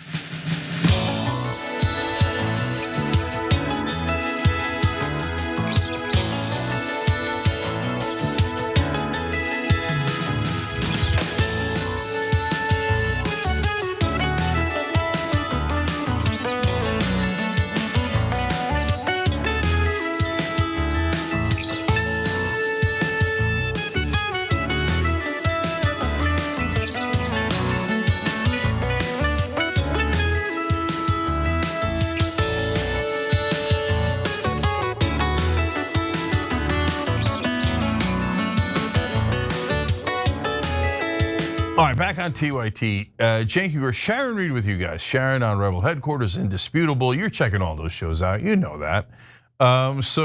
Sharon, I would argue some of the stories in the second hour are shockingly amusing, like a little bit lighter than the average fare. We even have a couple of pieces of good news in this hour. So I hope everybody's buckled up and bracing for impact. Yeah. Don't you think we deserve it? We deserve it. Okay, all right, well then let's do it. All right, let's get after it. Some people only need one term to make their mark, Cenk. Adams drops out. Despite all we've achieved, I cannot continue my re-election campaign. The constant media speculation about my future and the campaign finance board's decision to withhold millions of dollars have undermined my ability to raise the funds needed for a serious campaign. This skit will play probably around 11:40 on Saturday night, my guess. No, it was the real thing. Yesterday, New York City Mayor Eric Adams ended his re-election campaign. It leaves just 3 candidates in the race. Zoran Mandani, Andrew Cuomo, and Curtis Sill. As you heard in the cold open, Adams stated that he ended his campaign because of media speculation and his inability to raise public matching funds. New York City offers qualifying candidates an 8-for-1 match of small dollar donations. But New York City's campaign finance board has twice denied Adams those funds. Why? Well, it's due to Adams' federal indictment, as well as his campaign's failure to provide information on potential conflicts of interest. The board also stated that they believe the Adams campaign broke the law. What a list. But they didn't explain how or why. They just kind of left that out there. Now that Adams is out of the race, it's unknown what his next move will be. It had been rumored, alleged, if you will, that the Trump administration discussed a federal position with Adams. Some reports stated that job would be with the U.S. Department of Housing and Urban Development. Others claimed Adams would serve as the ambassador to Saudi Arabia. Adams has denied those reports. Here is how Mondani responded to the announcement. Today, Eric Adams announced he won't be running for re-election. 4 years ago, he ran on a promise to working class New Yorkers to deliver both safety and justice, to bring the voices of the outer boroughs into City Hall. Instead, he raised their rents, slowed their buses, and cut funding for their schools, libraries, and childcare. A city that was already hard has become nearly impossible for those who call it home. But a new day is coming. Over the past year, tens of thousands of you have built the biggest grassroots campaign our city has ever seen. You have knocked on millions of doors, all to make the city affordable. In just over 5 weeks, we will turn the page on the politics of big money and small ideas, and deliver a government every New Yorker can be proud of. And to Andrew Cuomo, you got your wish. You wanted Trump and your billionaire friends to help you clear the field. But don't forget, you wanted me as your opponent in the primary too. And we beat you by 13 points. Looking forward to doing it again on November 4th. Hope you're well. I love how you ended with hope you're well. What a natural. Cuomo's tone was much different. Let's take a look at that. The choice Eric Adams for New York City made today was not an easy one, but I believe he is sincere in putting the well-being of New York City ahead of personal ambition. We face destructive extremist forces that would devastate our city through incompetence or ignorance, but it is not too late to stop them. Mayor Adams has much to be proud of in his accomplishments. Only in New York can a child raised in a tenement in Bushwick who once worked as a squeegee boy and a mailroom clerk rise to become mayor. Whatever differences we may have, Eric Adams' story is undeniably one of resilience, a testament to the spirit of this city. Resilient. Adams did not endorse Cuomo or Mondani when he dropped out of the race. We are now 5 weeks out from the New York City mayoral election. And in fact, we are so close to the election that Adams missed the deadline to remove his name. It will remain on the ballot. Cuomo believes he can potentially pick up votes from Black and Orthodox Jewish voters who had supported Adams, and to unlock 6- and 7-figure contributions from business leaders who have been hesitant to donate, while the mayor was in the race. New York Times with the reporting. However, Adams' polling consistently hovered around single digits, so his exit doesn't free up all that many voters. President Donald Trump is pushing for Sliwa to drop out of the race.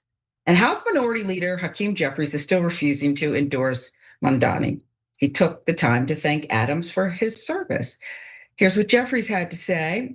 Adams has served courageously and authentically for decades as a New York City police officer, state senator, Brooklyn borough president, and mayor. It is clear that meaningful progress has been made in several important areas during the term of Mayor Adams. He continued, citing crime, affordable housing, COVID-19 as areas of accomplishment.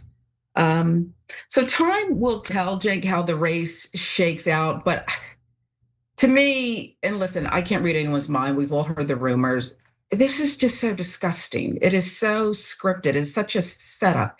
And the reason I think that Mamdani is such a natural, I believed him. He sat there, he smiled, he spoke his truth. He has things to smile about, while these other strange bedfellows huddle up at a little sleepover and decide how they can impose their will on New Yorkers. That's just my opinion, but it just feels dirty.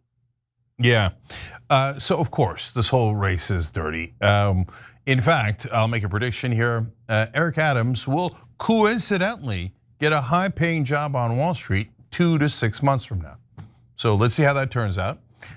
Because they tried the ambassador to Saudi Arabia thing, but then it leaked and then it was awkward. And they don't want to seem like a quid pro quo, and they don't want to seem like the power brokers are giving people jobs to get them to leave so that Cuomo can win and you can go back to the status quo and the powerful can keep grinding you down and raising your rent and changing nothing and being back in charge, right? So, and it might be illegal, although that's never stopped Eric Adams before. So that's why I think conveniently, a little while later, Eric Adams will suddenly find himself as a very important consultant to a Wall Street firm whose CEO is very supportive of Israel. That's my guess. That's my guess. We'll see if that turns out to be right. And so, super interesting part of this story is that Eric Adams, in his infinite clownishness, which we're going to come back to because I want to show you a fun video before we send him off, and he had a fun outfit too before he went. And dropped out of the race. But as he was going to give that speech in the video that we showed you with, and that was his picture of his mom next to him. It felt a little awkward, but put a picture of his deceased mom there, I guess to get sympathy. I don't know. That's up to him, okay? But in that speech, he gave the script of the speech to reporters, but then when he gave the speech, portions that were anti-Andrew Cuomo, he did not read. They did not make it into the video. Now, he shouldn't have given the script, the different script to the reporters, but he's Eric Adams. And then they see that he had called Cuomo a snake and a liar. But remember, you're not gonna get the cushy job on Wall Street unless you're kissing Cuomo's ass and trying to make sure that Mamdani loses, right? So that's why all of a sudden that part of the speech was taken out. But I'm enjoying Eric Adams' incompetence. That lets us know about that. So I want to turn now for a second to Apex Shakur. That's the name that Charlemagne the God gave Hakeem Jeffries that I love so much. So Jeffries says that Adams served as, we showed you, served courageously. Well, to fair, he was pretty courageous in how brazen he was in the bribes he took from the Turkish government and other Turkish interests. I'm sorry, that was very anti-Turkish of me. I should be canceled and fired, and there's going to be congressional hearings about it soon because I've offended the feelings of all Turks. Oh, that's not going to happen. That's only for one country, but not others. I got it.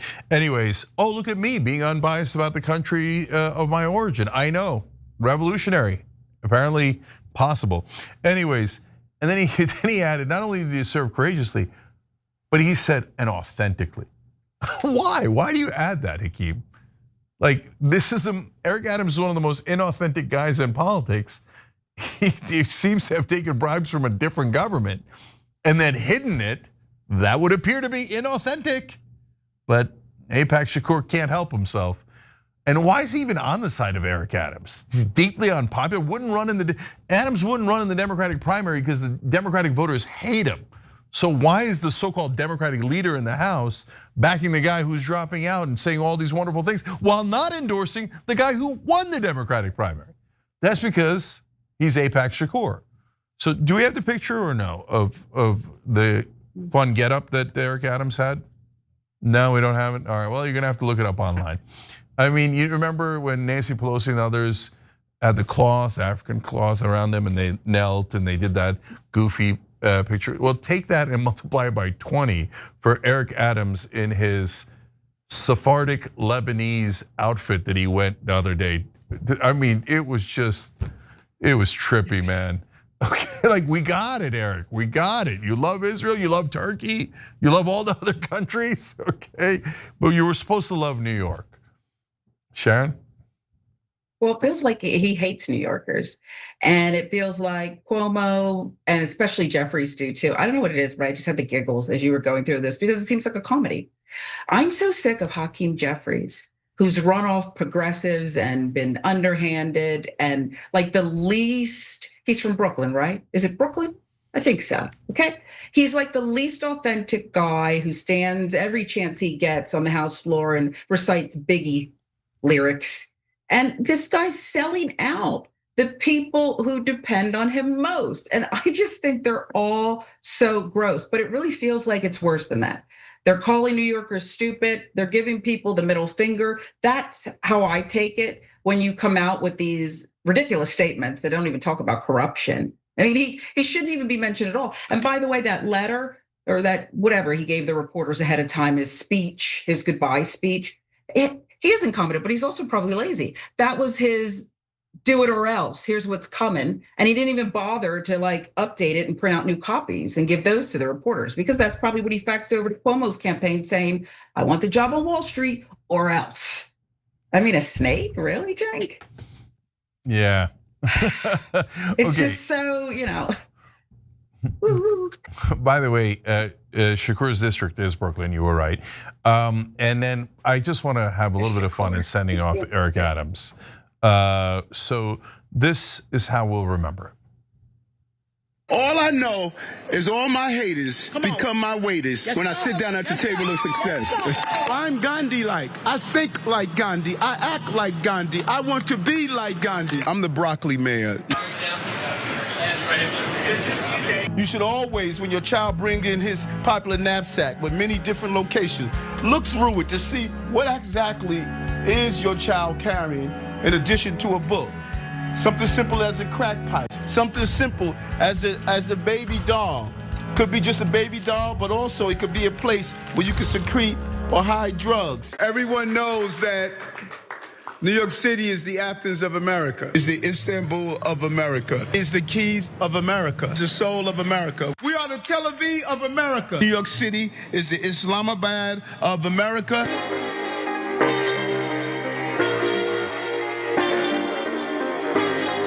Welcome to our trash revolution. Whenever I go to New York, I think this is the Islamabad of America.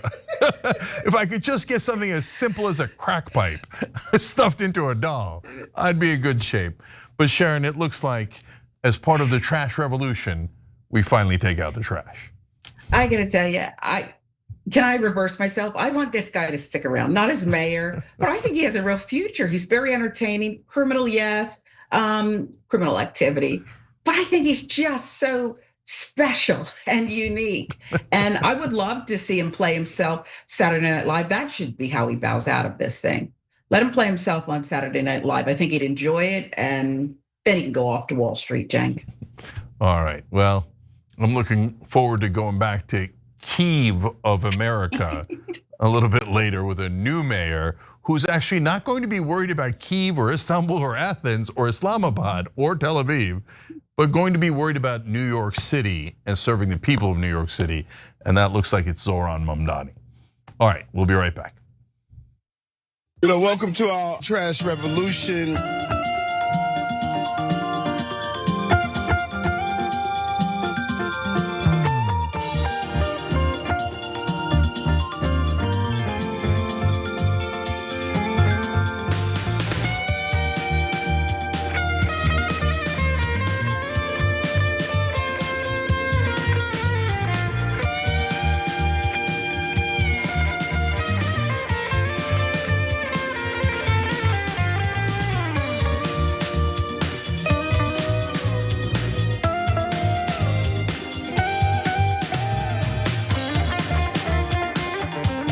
All right, back on TYT. Let's go to Super Chats. Box says the Brady United Advocacy Group reports that on an average day, 327 people are shot in the United States. Of those, 117 are killed and 210 survive their injuries every day. It really is mental. I mean, the Wild Wild West was nothing compared to this. This is as wild and as homicidal as it gets. And yet none of our politicians ever do anything about it. I mean, our democracy is so dysfunctional. It's really sad to see. Noob Safar says, stop paying taxes. If you all stop, they can't put you all in jail. Make a stand, stop funding this war. So listen, guys, that's total desperate times, right? And I hear you that it feels like it's desperate times, but don't give them an excuse, whether it's doing violence or not paying your taxes. You break the law in any way, shape, or form, and they're gonna use that as an excuse to round you up. So my suggestion is don't do that. Okay, if there comes a time for extreme action, never violence, never ever violence, but something that's more hardcore civil disobedience that you're referring to, I'll let you guys know. We're not there yet, okay? Because I don't want them taking you away. I don't want you getting hurt by what's happening now. All right, 00083 says, okay, Israel won't annex Gaza. So what about the West Bank? I don't believe it. Right, they say nothing about the West Bank, and that's because they're trying to annex it right now. The best ever, YouTube member, I like that we have the best ever on our team, says New York City fumbled in electing him to begin with, agreed on that. By the way, Andrew Yang was probably the right way to go. So I'll throw that out there. Microgram says, saw a video of a child with a bullet sticking out of the back of her head, but thankfully hadn't penetrated her skull. She only survived because the drones are using smaller caliber, lighter weight rifles. So that's obviously in reference to Israel that we were talking about earlier. I saw a drone shoot a doctor in the head in the video that I saw coming out of Gaza. So the Israelis, the IDFs at this point seem to have no bounds of morality, decency. So when you intentionally kill or try to kill civilians, that is terrorism. So obviously the IDF is doing terrorism on a mass scale. Church de Delanosis writes in on TYT.com. By the way, I tried to donate to Zoran's campaign today. They are no longer accepting financial support, but they do ask for volunteer support and phone banking. That was refreshing to see for once. First time in US history? I don't know, brother, but it's a good question, and that is remarkable. So that is a great job by Mamdani to get to a point where he doesn't need money anymore and actually tells people that. That is so refreshing. So that's awesome that he did that. Michael Napin says, we need a new TYT documentary. I hear you, brother. It's hard, okay, but we'll see what happens over the long time. Kofefe says, legislators are incapable of working on behalf of Americans by realizing we have a huge mental health issue in this country fueled by social media. The reality TV show nature of our society and social media reward structures like likes or hates. Couple this with easy access to weapons of war and you end up with this.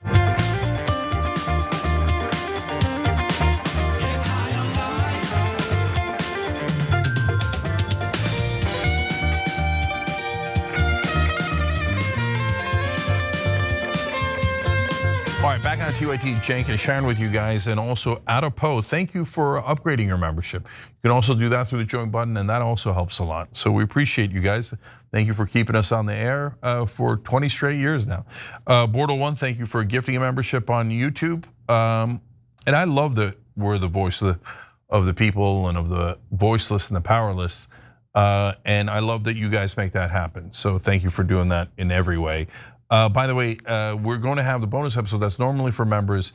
We're going to have it be public today, so stick around after the show for that. And then after that, I've got an interview with someone trying to help Palestinian children. So you're going to want to hear from that wonderful person a little bit later. So Sharon, what's next? ICE belligerents, Cenk, ICE agents caught on camera tackling a 79-year-old American citizen, tackling that citizen to the ground during a raid at a Los Angeles car wash. This is just the latest example of ICE's increasing belligerence. We're going to show you the shocking footage, but first, Cenk, your initial thoughts here. It seems like we're hearing more of this every day. There's another incident. Yeah, I'm really worried about it. So first of all, they can't really tell on looks who's an American citizen and who isn't. So now they're tackling a lot of American citizens, and I'm worried about it, and that's not what's supposed to be happening. And you're supposed to check first. Are they a citizen? Did they break the law, etc.? But it doesn't look like that's happening. And then you've got masked people without badges committing violence, putting people into vans. This is not going to end well, and as you'll see here, it didn't end well in this case either. No, it certainly didn't. Here's what allegedly happened. September 9th, ICE agents entered a car wash business in LA owned by Rafieola Shahid, nearly 80-year-old naturalized US citizen. And look at this video surveillance footage. It's from inside the car wash. It shows an officer running in. And look at that. ICE agent encounters Shahid, knocks him to the ground before running past him. Then in footage taken outside the car wash right here, Shahid walks toward a federal officer who appears to be detaining one of his employees. He grappled with another officer. Then a third agent runs in and takes him to the ground again. Here's Shahid explaining what happened. I was begging him. I have a heart condition. 3 big people were sitting on my back, the way they tore me down, sitting on me, and I asked them to let me go, which they absolutely would not pay no attention, and they took me to detention center. Naturalized citizen in a detention center for 12 hours before finally being released. Now he is suing the Department of Homeland Security, Immigration and Customs Enforcement, and Customs and Border Protection for $50 million. Shahid suffered several broken ribs, chest trauma, elbow injuries. He has symptoms of a traumatic brain injury. That's according to the claim. But DHS is not backing down either. In a statement, a DHS spokesperson said authorities arrested 5 people from Guatemala and Mexico who broke our nation's immigration laws from the car wash, and that Shahid impeded the operation, was arrested for assaulting and impeding a federal officer. Shahid and his attorney denied those accusations at a press conference on Thursday. "What can I do for you? Can I help you?" Shahid recalled saying to the officers. He said he wanted to tell agents he had documents to show his employees were eligible to work. Unfortunately, what happened to Shahid is not a one-off. US citizens have increasingly gotten swept up in ICE's anti-immigrant crackdown. A review by the New York Times of publicly reported cases and court records found that since January, at least 15 US citizens have been arrested or detained and questioned about their citizenship by immigration agents or local law enforcement officers enlisted to work with federal authorities. Now, many of the people detained immediately told officers they were US citizens, but, well, you heard Mr. Shahid said they were ignored. In some cases, they have been handcuffed, kept in holding cells, immigration facilities overnight. In at least 2 cases, held without access to a lawyer or even a phone call. And now, even reporters are coming under physical threat. A police investigation is underway after a CBS News Chicago reporter had a projectile fired at her car by an ICE agent on Sunday morning. The woman, Azal Razea Yusal, said she was driving her truck with her driver's side window down while approaching the entrance of the Broadview, Illinois ICE facility to see if any activity was taking place. She saw there was no active protest going on. And that's when she said a mass ICE agent who saw her window down shot a pepper ball about 50 feet from the inside of the fence, hitting her truck's driver's side panel, causing the chemical agents to engulf the inside of her truck. Razea said the pepper ball left white powder on her windshield. Her face had been on fire for at least the last 10 minutes or so. The chemical also caused her to vomit once outside of her truck. She says the shot was unprovoked. It was, she filed a police report. DHS has yet to comment on that one. So I butchered the name and I apologize for that. But again, it just seems like, number one, Jake, they're going by who doesn't look American, as if we're not a melting pot. And number two, even if you're not a citizen, why is this okay? Yeah. So I'm old enough to remember when police in America didn't have masks and did have badges and didn't look like they were out of a banana republic. And when a owner of a business came up to them, that was 79 years old, they didn't immediately tackle him and throw him to the ground. But apparently we're not in that America. So when you see that video, I know there's a portion of Americans who will look at it and go, yeah, attaboy, take that 79-year-old American and smash him to the ground. He's rushing up to you. I mean, you don't know what, yeah, he looks like a real threat, that guy. A good thing, yeah, that's it, smash him, right? What if that was your dad? Okay, and keep rolling the video, So then he goes outside. He's not running now, like what, running, a 79-year-old running apparently was a big problem, right? He's like, look, I have the papers, and they're like, oh, you have papers. Oh, we're not interested in evidence or documentation. We're interested in kicking this 79-year-old's ass and then taking him to a detention center. I mean, look at this, Does this look like America? It looks like, they say that they're trying to get people from Mexico and Guatemala and bring them back there. You don't have to. This looks like a scene out of Narcos. This doesn't look like America. What is this? Which banana republic are we living in? Jesus Christ, man. Yes, so some portion of America will look at that and go, oh, I love that, man. Whatever that means. I don't know what that means. Oh, there was a reporter. I got massive problems with mainstream media. Do I think we should be firing pepper gas into their cars? Are you insane? What are we doing? Why did they fire the pepper ball into her car? She was looking at them. She wasn't even reporting at the time. She was just driving by, assessing the situation. How dare you assess the situation? What do you think, there's freedom of the press in our Constitution? No, we're gonna attack you. We're gonna attack Americans, we're gonna attack everybody. I think the great majority of America looks at that and goes, what are we doing here? Does this make America look like the country that we all love and cherish? Or does it make it look like a kind of a place run by thugs? So no, I'm not interested in this, and I'm certainly not interested in their nonstop mistakes where they never ask for evidence or documentation or papers. They just throw people to the ground, smash them, detain them, deport them without due process. That's not what America is.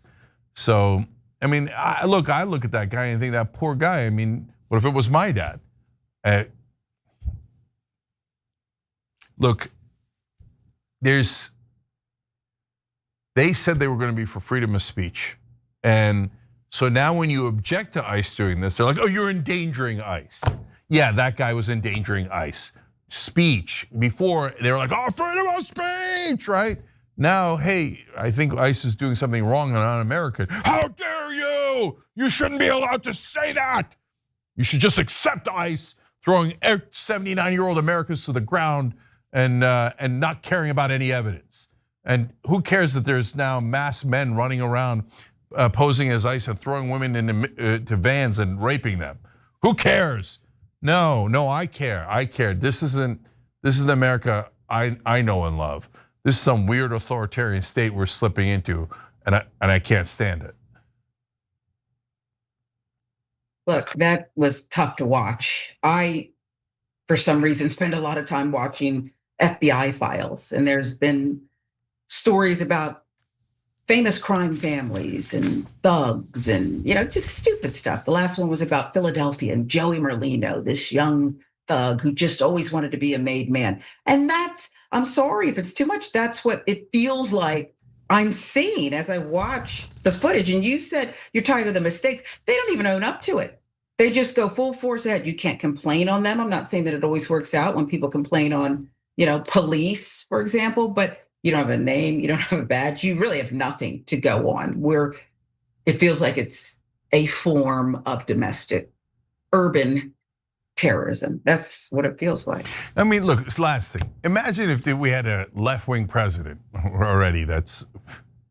because all the Democrats are corporatists and not left wing. But okay, imagine we have a Democrat or left wing president, and he says, "Oh, you know what? I think the real problem is the right wing, and I think they're domestic terrorists or whatever." Now Stephen Miller's calling everybody on the left domestic terrorists, and so I'm going to send masked guys with no badges to rough you guys up and put you in detention centers and alligator Alcatraz and see how you like it. What do you think the right wing would do to that?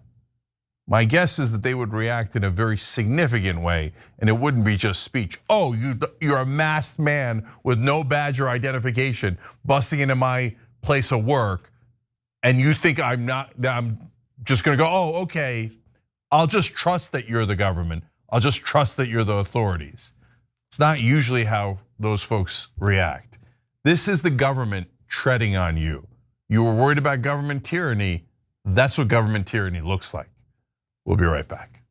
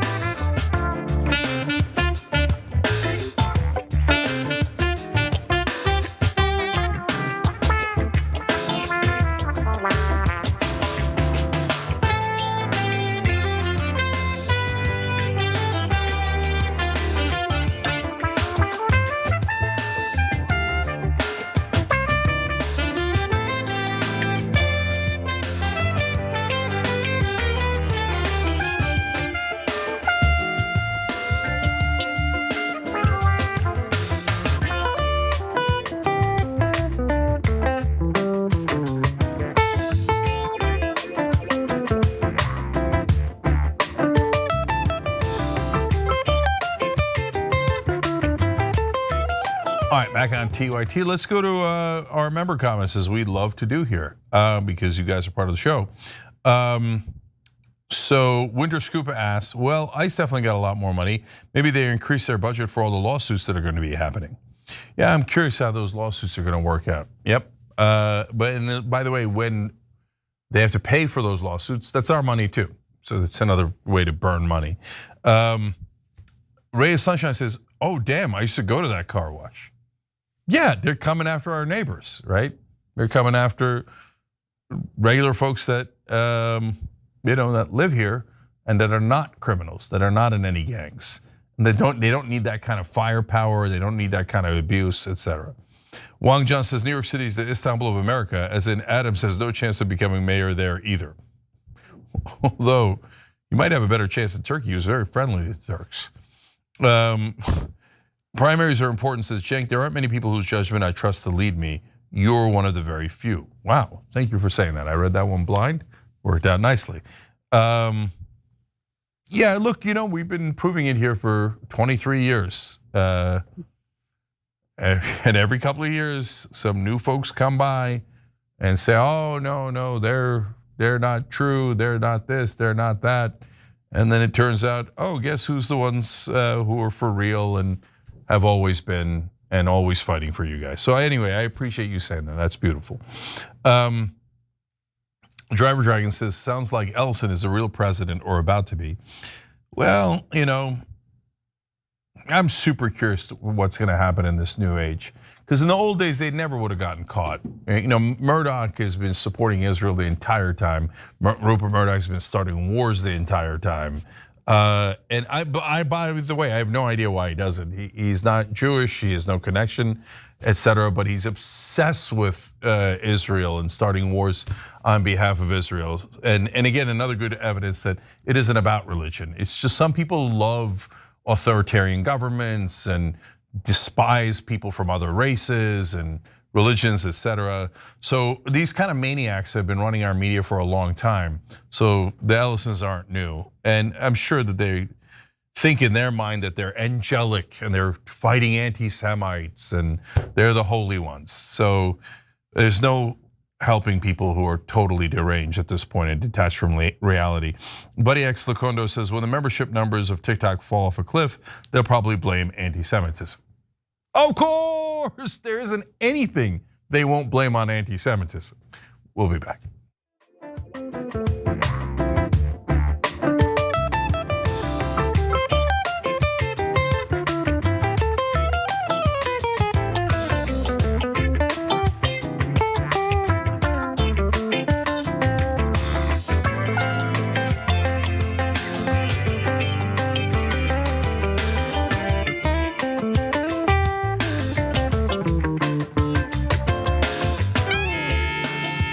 All right, back on TYT, Cenk and Sharon with you guys. Also, Mega Cat 1992. I mean, how do we lose with Mega Cat on our side? And Richard Canuck, you guys are awesome. Thank you for joining by hitting that join button below. We appreciate you guys. Thank you for helping the show in so many ways. Somebody donated randomly at tyt.com/join in the beginning of this show. We appreciate all of you. One of our YouTube members is Lady AF, and she said, Cenk said we were gonna have a fun second hour, then showed us a video of someone's granddad getting beat up. Okay, now, yes, that's not the story I was referring to. I was referring to Eric Adams and his trash revolution, plus a couple of stories we have for you guys in the bonus episode. Now, normally the bonus episode would be for members, but I need you to not panic because today it's public, because afterwards we're gonna talk to someone desperately trying to help the children in Gaza and get them the medical attention that they need. But in the bonus episode, we're gonna have some of those fun stories I mentioned. Donald Trump seems to lose his mind and did like some sort of video / AI ad for a miraculous bed that cures everything, including growing back your limbs if you had an amputation. Okay, what? Okay, but the story that I think is the most fun is the business community in New York panicking and saying, oh no, that's it. Super PACs aren't working anymore. We're in a lot of trouble. I love the smell of panic in the morning from super PACs. So that's coming up. It's gonna be right after the break, so stick around for that. I wanna do a random shout out here because we have an opportunity to, and that's to someone who's been a member for 12 years. Much love on that. Stefferton 1, happy 40th birthday, okay? So for all of you out there watching on YouTube, make sure you're ringing the bell because that allows you to keep up with the show. I don't want any of you guys getting FOMO. That would really bother me, okay? So no FOMO around here, ring the bell, you'll be good. And by the way, if you're a YouTube member, you can connect to TYT membership as well at tyt.com. So you get everything. There's just a couple extra stuff on the website, but it's free to connect for you guys. Just go to tyt.com/connect to do that. So now back to our member comments here. So on our website, Art Guy wrote, "In Israel is making decades of anti-Semitic conspiracy theorists' wildest beliefs appear to be true." Yeah, I mean the whole idea. I mean, I had to, beat up David Duke about this many years ago. That Jews control all the media. That's not true. There's Irish people. There's people from all over the world, ethnically different races and religions, etc. But here comes Larry Ellison and to say no, we're going to gobble up TikTok and CBS and CNN. And we're gonna make sure that it's representing basically, I mean, in the press, they said we're buying free press and we're like basically overpaying because they're pro-Israel. So they're not hiding it at all. And then Netanyahu says we have to take over TikTok and we have to make sure the media is working on behalf of Israel. Like the conspiracy theorists that were anti-Semitic must have been like we knew it. No, you didn't know it. You didn't know it. It's way more complicated than that. But you're right, Art Guy. They're unfortunately giving fuel to the fire for anti-Semites in this country and across the world. All right, stay right here, guys. Quick break. Then Sharon and I come back for actual fun stories.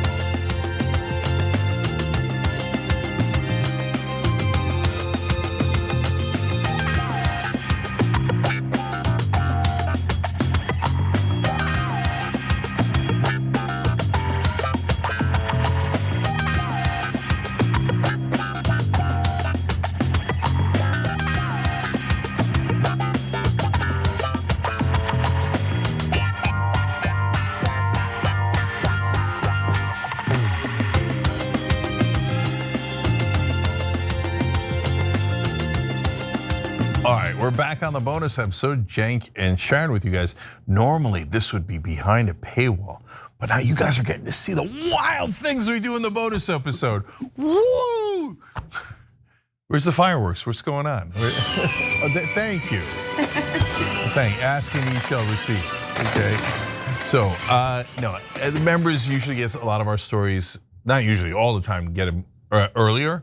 And then sometimes we do fun things that never make it onto YouTube otherwise. But anyways, today we're gonna do some stories for you guys, and then we got an interview coming up at 5:30. I think you guys are gonna enjoy all of that. But Sharon, take it away. Pack it in. How much of this is a worry, though, about if the New York City partnership is too far out there, saying, you know what, we're not into socialism. We don't like socialism. We don't like this mayor. We don't want him to be the guy. That backfires. That the city says, well, you hear people say, well, if the real estate guys and the business community don't like him, we like him. Something must be good, right? Yeah. The whole thought that money, raising super PAC money, etc., to go after somebody is, I think the public objects to that. I think that backfires. You think? That was Kathy Wild, President, CEO, Partnership for New York City.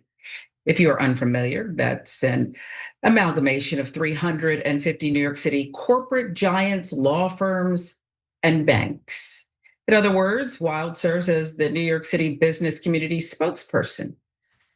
Even she is admitting voters hate bought and paid for political candidates. So let's go to this clip. It's CNBC host Andrew Ross Sorkin, who admitted to Wild that the business community is completely united against Mamdani. At least privately, the people that I talk to in the business community, almost to a man, to a woman, say they have a particular view, which is that they don't want Mamdani to win. They may be a toss-up as to Adams or Cuomo or something else, but they sort of have a singular focus about that, and privately are telling each other this is no good, and they want to somehow see if they can affect it, but they don't know how. So later in that interview, Wild made an interesting admission that the New York City business community is most concerned about Mamdani's position on Israel. There's the Bibi Netanyahu stuff about, when he says, that he's going to have him arrested by the NYPD, which is, of course, completely against federal law.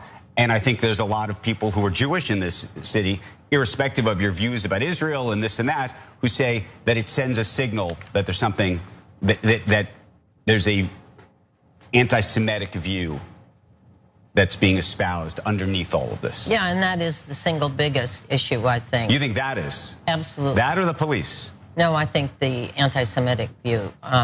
New York is a city that has a long history relationship with Israel.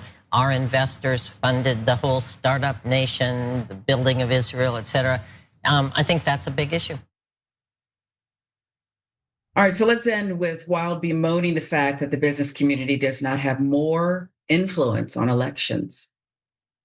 Business, particularly public corporations, does not participate in local politics in a visible way because you can't win. Your employees are, their young employees are definitely Mamdani people for these companies. So the business leaders are not taking that kind of position. In addition, the whole financial industry, which is the largest sector of our economy, can't contribute because of federal regulations that prohibit financial contributions by financial advisors to state and local politicians.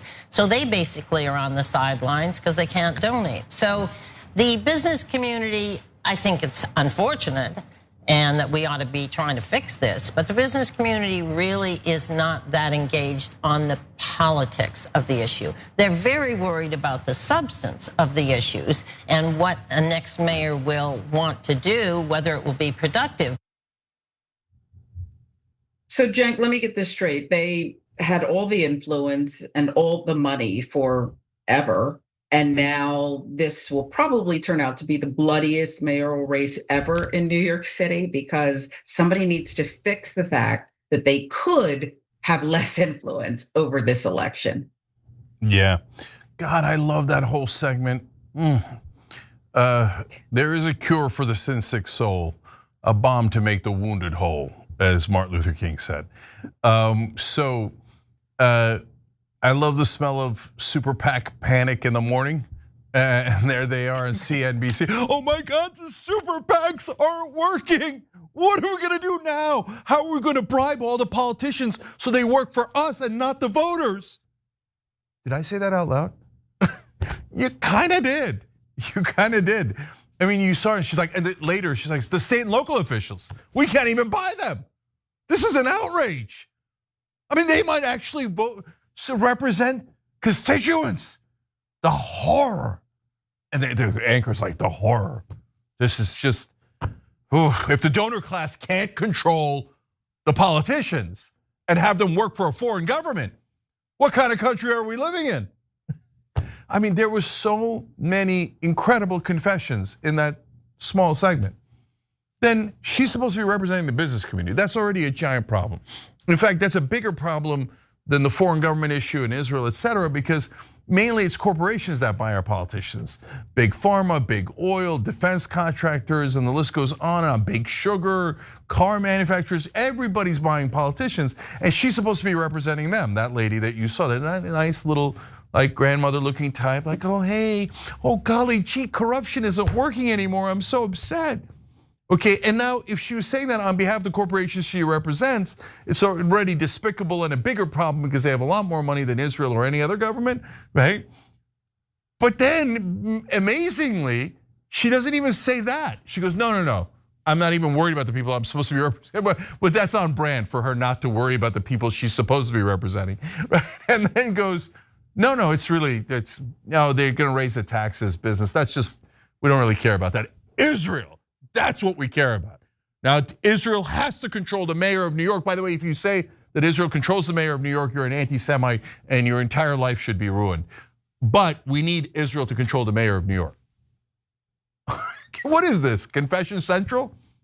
Yeah, I like this.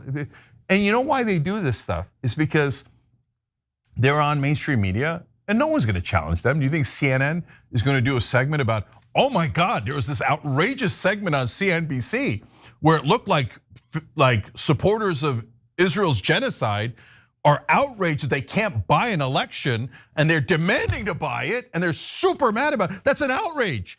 We're living in a democracy and the voters of New York should decide. Well, of course no one in mainstream media is gonna say that. So they just are now just saying things willy-nilly. Earlier in the show, we showed you Netanyahu's like, well, obviously friends of Israel have to buy TikTok and then make sure that TikTok only does things we like. So you're on tape, you're just saying it. And we showed you Mitt Romney and other politicians, American politicians going, oh yeah, that stuff we were saying about China and TikTok, we're not worried about that. No, Israel wants to control TikTok. We're not saying it, you're saying it. So, but my favorite, those are all amazing confessions, and I love that the super PACs aren't working anymore. I want to come back to that in a second. But of all of those, maybe my favorite part was, they're like, well, look, man, we got to even hide it from our own employees. Because normally business interests buy off the politicians, and that's a great day in America for the very few people in this country that rule over everyone else. High five at CNBC. But now our young employees are objecting. They're all Mamdani people. And by the way, they're Christians and Muslims and Jews and atheists and Hindus and Buddhists. They're everyone. The young Jews are voting for Mamdani. So we always say it's not about religion, and I love to see that it is not about religion. But for them, they're like, why don't these young Jews get back in line too? They should all be in favor of a genocide. She's like, can you imagine just arresting poor Netanyahu just because he's committing a genocide and murdered 20,000 Palestinian kids, well over 65,000 people, just because they had a worse civilian death rate than Hamas, because they do programs like Where's Daddy? They wait for someone that an AI computer picked out to go back home and murder his whole family with him. Just because of all that, they just want to arrest poor little Netanyahu. The business community in New York loves Netanyahu and wants to protect that genocidal maniac.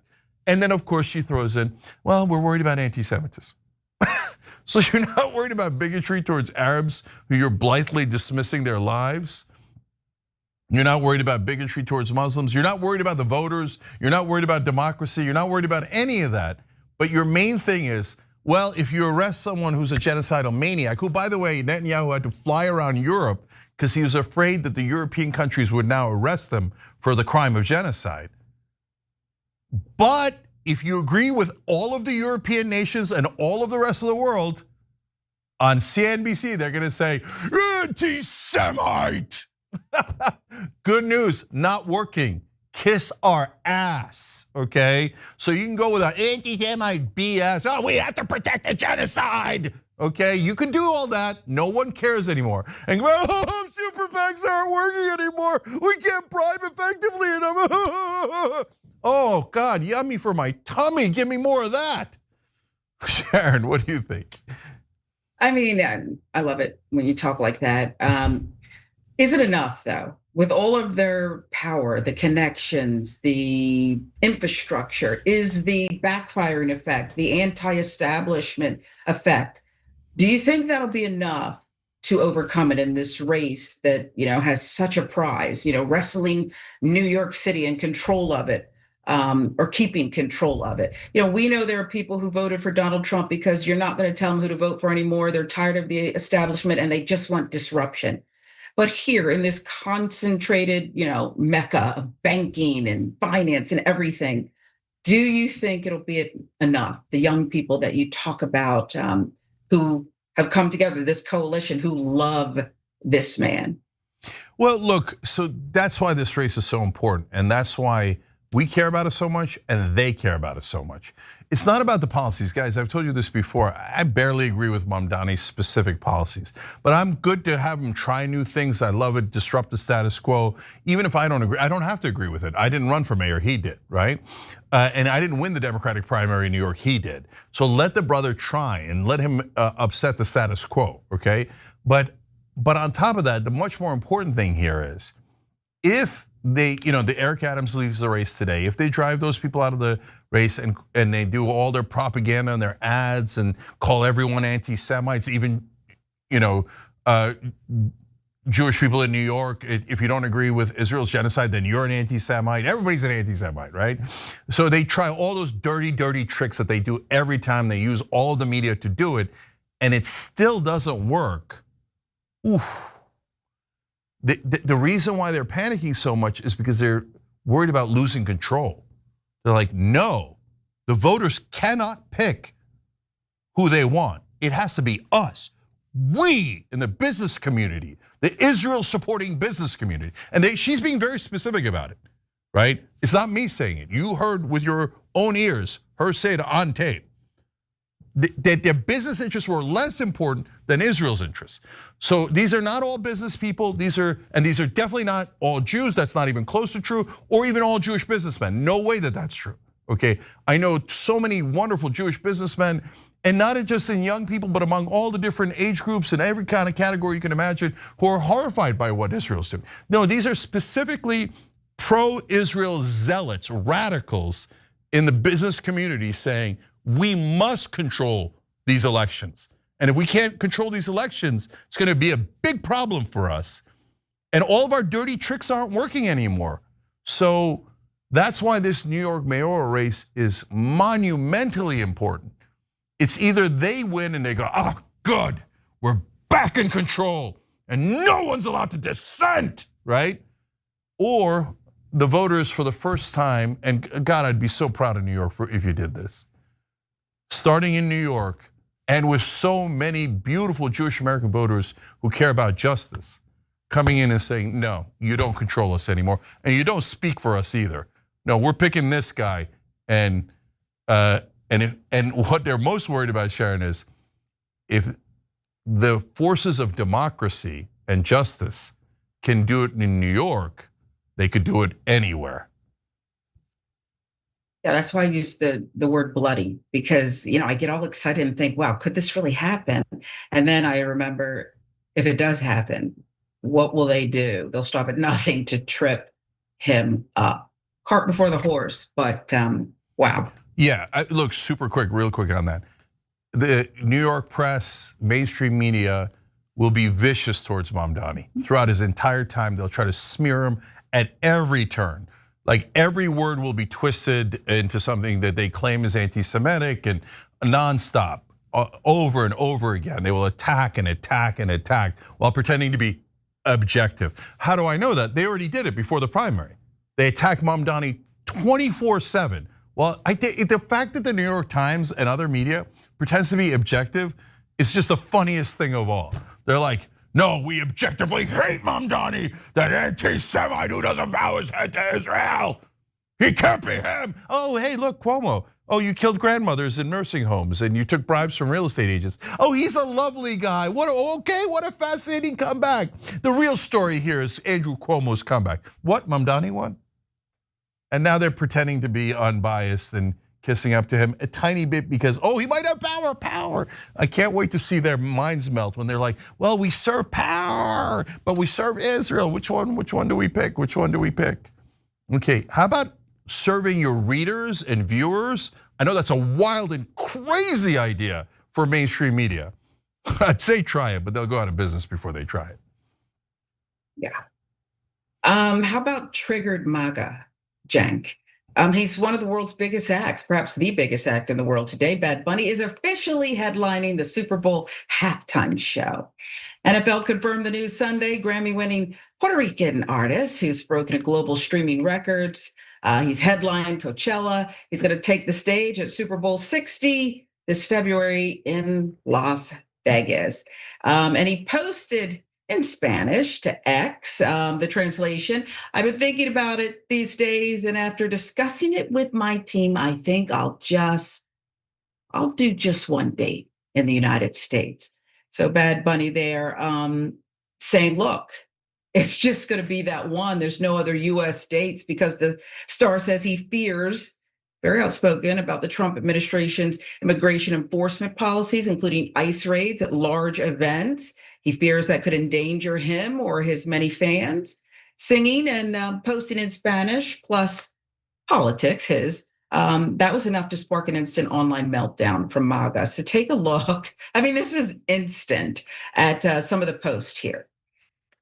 You have Benny Johnson, who writes, this is Bad Bunny. It was just announced as the 2026 Super Bowl halftime show. Massive Trump hater, anti-ICE activist, no songs in English. And they're right. What's really the crime here? It's really that.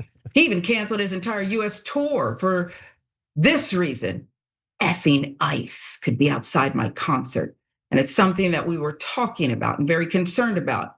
The NFL is self-destructing year after year. So Benny Johnson's the former BuzzFeed writer turned far-right commentator known for pushing conspiracy theories. As we said, massive hater. There's more. Is it that hard to pick a unifying music act who doesn't want to peddle woke propaganda? So that was another one there. Does this guy really scream American football to anyone? Be for real with me. No one thinks he does. This isn't about music. It's about putting a guy on stage who hates Trump and MAGA. So I mean, it goes on and on and on. Robert Starbuck, he's a conservative influencer. He failed congressional candidate, proclaimed the NFL chose a guy who hates Trump and MAGA. The right-wing accounts then spread memes calling Bad Bunny a demonic Marxist. Others shared QAnon-laced conspiracy content, linking him to satanic imagery. I mean, listen, he's a sexy singer. That's what I know Bad Bunny as. I think he dated one of the Kardashians, but what else is new? But they just can't stand it. In reality, Bad Bunny's been speaking out against immigration abuses for years, ICE raids, family separation, Trump administration's neglect of Puerto Rico after Hurricane Maria. He had a big voice on that. But of course, this is not the first time that MAGA voices have exploded over a halftime show. Wasn't that long ago that conservatives slammed Kendrick Lamar's performance at last year's Super Bowl as too political, un-American, and woke. No response done from the NFL about the backlash. But for millions of fans, they're saying, look, this is just historic. Bad Bunny has sold millions of records worldwide. without English language hits. He's headlined major festivals, won Latin Grammys, and he's really transformed global music, all while refusing to cater to the American right. So are we seeing, why do you think the NFL even picked him, given what we know about the NFL? Yeah, I have a pretty good idea why they picked him, because he's popular. Mystery solved. Okay, so a lot of things in here that I find very amusing. One is no songs in English. What difference does it make if they're popular, right? Wait, are we not capitalists? So what if it turns out songs that are not in English perform better, sell more? Why do they have to be in English? So like, do we have to go regulate Europe now and all the other countries? Wait a minute, do we have to regulate Israel? What do you mean, Hava, Nagila? That's not even English, brother. Okay, you know, they don't, there's no obligation to speak English. And so you say, well, yeah, but it's here in America. I know, but they're super popular in America. So you don't find them popular, but an enormous number of people do. So what's the beef? Like, oh, okay, he doesn't like Trump. So what? Is that a new requirement that every performer has to like Trump or ICE? Why do you care about his political opinion? So look, I always do show on the other foot, right? So if one year they brought in Kid Rock, I wouldn't be like, oh my God. I don't care about his political opinions. Even if he said his political opinions during the Super Bowl, he does this thing and he's got his eyes going in these different directions, and then he goes, oh, I hate the libtards. I'd be like, okay, so what? I mean, like literally, I'm asking you guys, so what? Okay, and by the way, it's not like the left wing, never canceled anybody, and I'm not saying that during the Democratic times that if they did pick Kid Rock that there wouldn't be people on the left who complained. There probably would be, right? But I'd be against them too. So all of these things are absurd. Demonic Marxist. Why can't someone just not like Trump but not be demonic or Marxist? You really know Bad Bunny's like political philosophy and ideology? Why? Did you read his manifestos? Is the Marxism somehow buried in the lyrics and I missed it? Okay.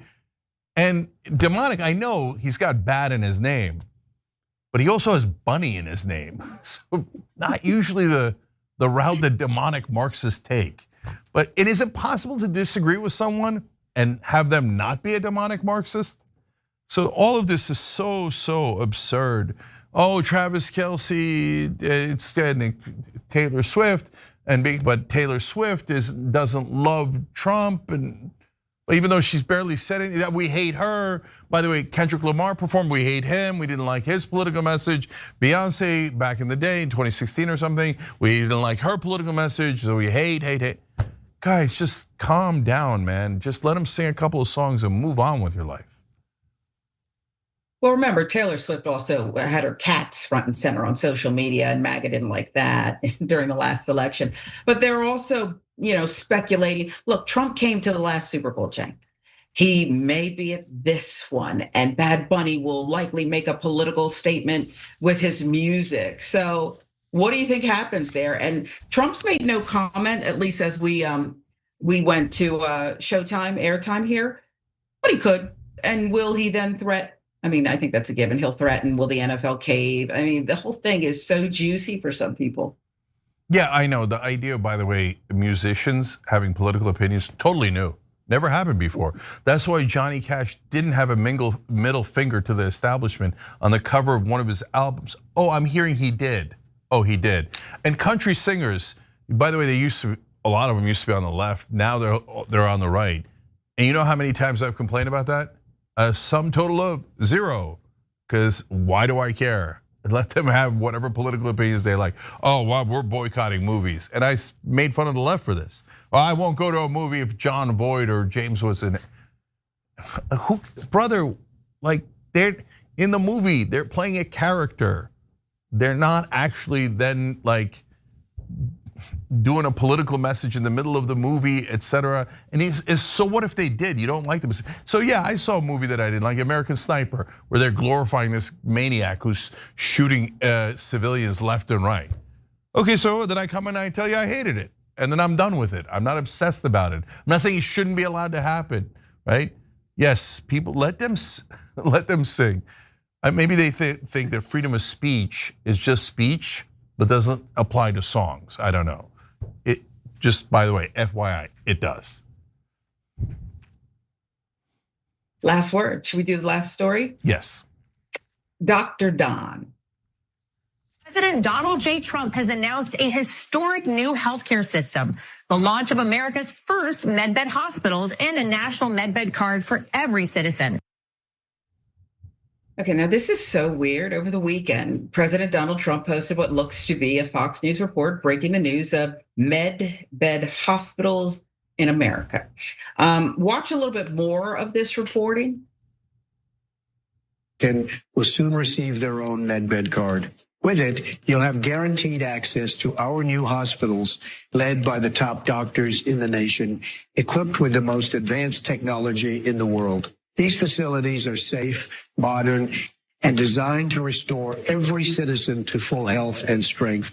This is the beginning of a new era in American healthcare. In this first phase, only a limited number of medbed cards will be released. Registration details will be announced very soon. All right, two things, important things. Number one, while the video may look like a real Fox News report, it's actually AI. And also note that we put the little label on the videos. The one that Trump shared had no disclaimer. Fox News made it known pretty quickly, telling Mediaite in a statement, the video did not air on My View with Lara Trump on Fox News channel or any other Fox News media platforms. That spokesperson from Fox. And two medbeds and medbed hospitals aren't real. It's a conspiracy theory that's been spread by the far right for years. McGill University's Office of Science and Society reported that according to believers, medbeds are a top secret technology possessed by militaries around the world. Believers claim these devices can diagnose and cure any disease, reverse aging, even regrow missing limbs in a matter of minutes. Eventually, the militaries with medbed technology will collaborate to end all war and bring these healing tools to the masses, according to the theory's followers. QAnon followers have taken this conspiracy in a completely different direction. Some believing medbed technology is actually keeping John F. Kennedy alive. This so-called medbed technology is reportedly so advanced, some believe it originated with an alien society. According to some promoters of the theory, liberal billionaires and big pharma already have access to these healing devices, but are hoarding the technology for themselves. But again, they aren't real. Many people were quick to call Trump out on this post, including California Governor Gavin Newsom, whose trolling press office account posted this. Trump is about to shut down the government and rip healthcare from 20 million Americans. What's he doing? Posting AI-generated slop about miracle hospital beds that cure all illness? Donald Trump has lost it. Trump deleted the post from his Truth Social hours later with no explanation. It does beg a lot of questions. As New York Magazine's Intelligencer notes, everything else here is a mystery. Does Trump know that he never really touted med beds from the Oval Office? Is he aware that this is AI slop? Who made the video? Does Trump think med beds are real? Did a staffer post this without his permission? Why did he delete the video? We just don't know. This is so weird. It's like a Harry Potter installment or something, Cenk. Yeah, so I know what I would say if Joe Biden posted this video. I'd say, man, look, I told you guys, the poor guy's got dementia. So, we can't have him running for office in this mental state. You saw us say that when Biden did far smaller mistakes, like shaking hands with an invisible guy. That seemed super weird at the time. But if you told me, the next president is gonna claim there's a medical bed that cures all illnesses in a minute, cancer gone, limbs are regrown. I was like, okay, oh no, Biden won and he's fully gone, right? No, it's Trump just being Trump. I mean, that's a lunatic thing to think and to put out into the world in any circumstance, let alone when you're the president of the United States. So look, I have two questions about it. One is, basically the question boils down to, did Trump not know anything about the QAnon conspiracy thing and thought, oh my God, it's a med bed. I wonder if it'll cure what I have. And you say, oh my, this is amazing. I got to share this with the world. It's everything within a couple of minutes I'm sharing. Read truth, right? Which is, if that's the scenario, then he's in Biden territory or past Biden territory, because that's a lunatic, deranged thing to think. Or he's like, oh no, I know that's not true, but QAnon thinks it's true. And so if I rile people up into thinking that I'm going to give them med beds and all their illnesses are going to be magically cured, they'll support me more. So I'll put out this lunatic conspiracy theory and hope that people believe it and then support me because of it. I mean, is there a good answer to this? Is there an answer that is not mentally deranged in this situation? Because look, and by the way, the one answer usually people go to defending Trump when he does maniacal things like this is, he's just trolling, man. He's just having fun. So first of all, as always, the president of the United States, you hope isn't a child, right? And it has given up silly like April Fool's pranks when he's the leader of the free world. But in this case, you know it's not trolling because he deleted the video. So like if he was just like, I'm just messing with him, I got him all riled up, he'd leave it up, right? No, but he deleted it because people obviously came to him and said, Mr. President, you look like a lunatic. This is the craziest thing that anybody's ever seen. Can you please remove the video? And he was like, oh, okay. It isn't true? Oh, I didn't know that. Okay, delete. And Sharon, sometimes older folks, they can't tell what's AI and what's not AI. They can't tell what's true or not true. And I feel bad about it, but he's in his very late 70s. And so, man, I don't know. Is it dementia? I don't know what it is. I think he believed that this bed can regrow limbs in minutes. But I guess my question would be, is anyone going to ask him about it? It didn't come up in his Netanyahu news conference today, but is anybody in the press going to ask him what that was? And what does he say then? That's what I look forward to. Look, man, I vote non-crazy president. So give me a chance, America. Give me one candidate that isn't like just 280 years old and their brain isn't leaking out of their head. Or maybe a candidate that is 280 years old, but had a med bed that cured him. Who knows? When you put out Bernie's forever young. Who is? Bernie Sanders. Ooh. You don't think of him as, he's up there. Maybe he got med bedded. He's sleeping in a med bed. Think about it. Don't think about it. Nobody got med bedded. Okay. So cross your fingers that the president doesn't have dementia, was just natural born crazy. Is that a thing we should be crossing our fingers for? I don't know. A lot better. But that video was pure nuts. So here we are. God bless America. America, this is your life. Okay. Look at your life, America. Well, listen, you know how much I love this country. If there really were med beds, I put America on it, heal it all together. Then we have unity, justice for all. We have a democracy that functions. Wouldn't that be amazing? That would be fantastic. Yeah. Okay. Good luck. That also doesn't exist. Okay. So we're out of time, but good news, we're not done yet. Okay, first of all, Sharon, you're awesome. Everybody check her out on Indisputable and on Rebel Headquarters. And where is that? On YouTube and on TYT.com, of course. When we come back, I'm gonna talk to Tariq Highlight. What he's doing is he's trying to get injured children out of Gaza to get them treatment. So it's a beautiful story, an amazing story, and of course a tragic story. But stay right here, we'll do that interview as soon as we return.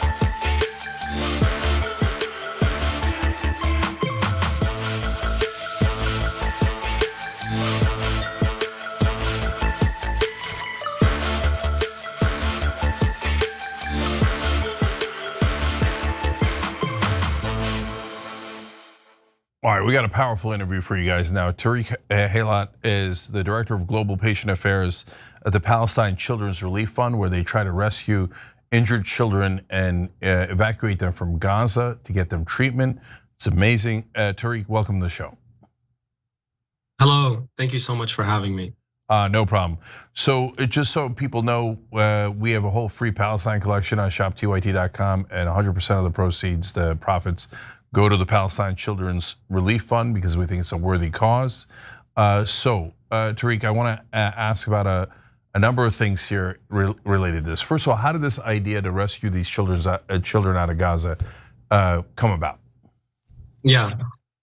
First of all, before I even begin, I just want to, I was watching a little bit before and seeing some of the people in the chat thanking you guys for all the work that you're doing, and I want to echo that ourselves, because you guys have been doing an amazing job covering the stories of the Palestinians and the Palestinian children, and we appreciate that endlessly, because as we all know, it's very hard to get this coverage.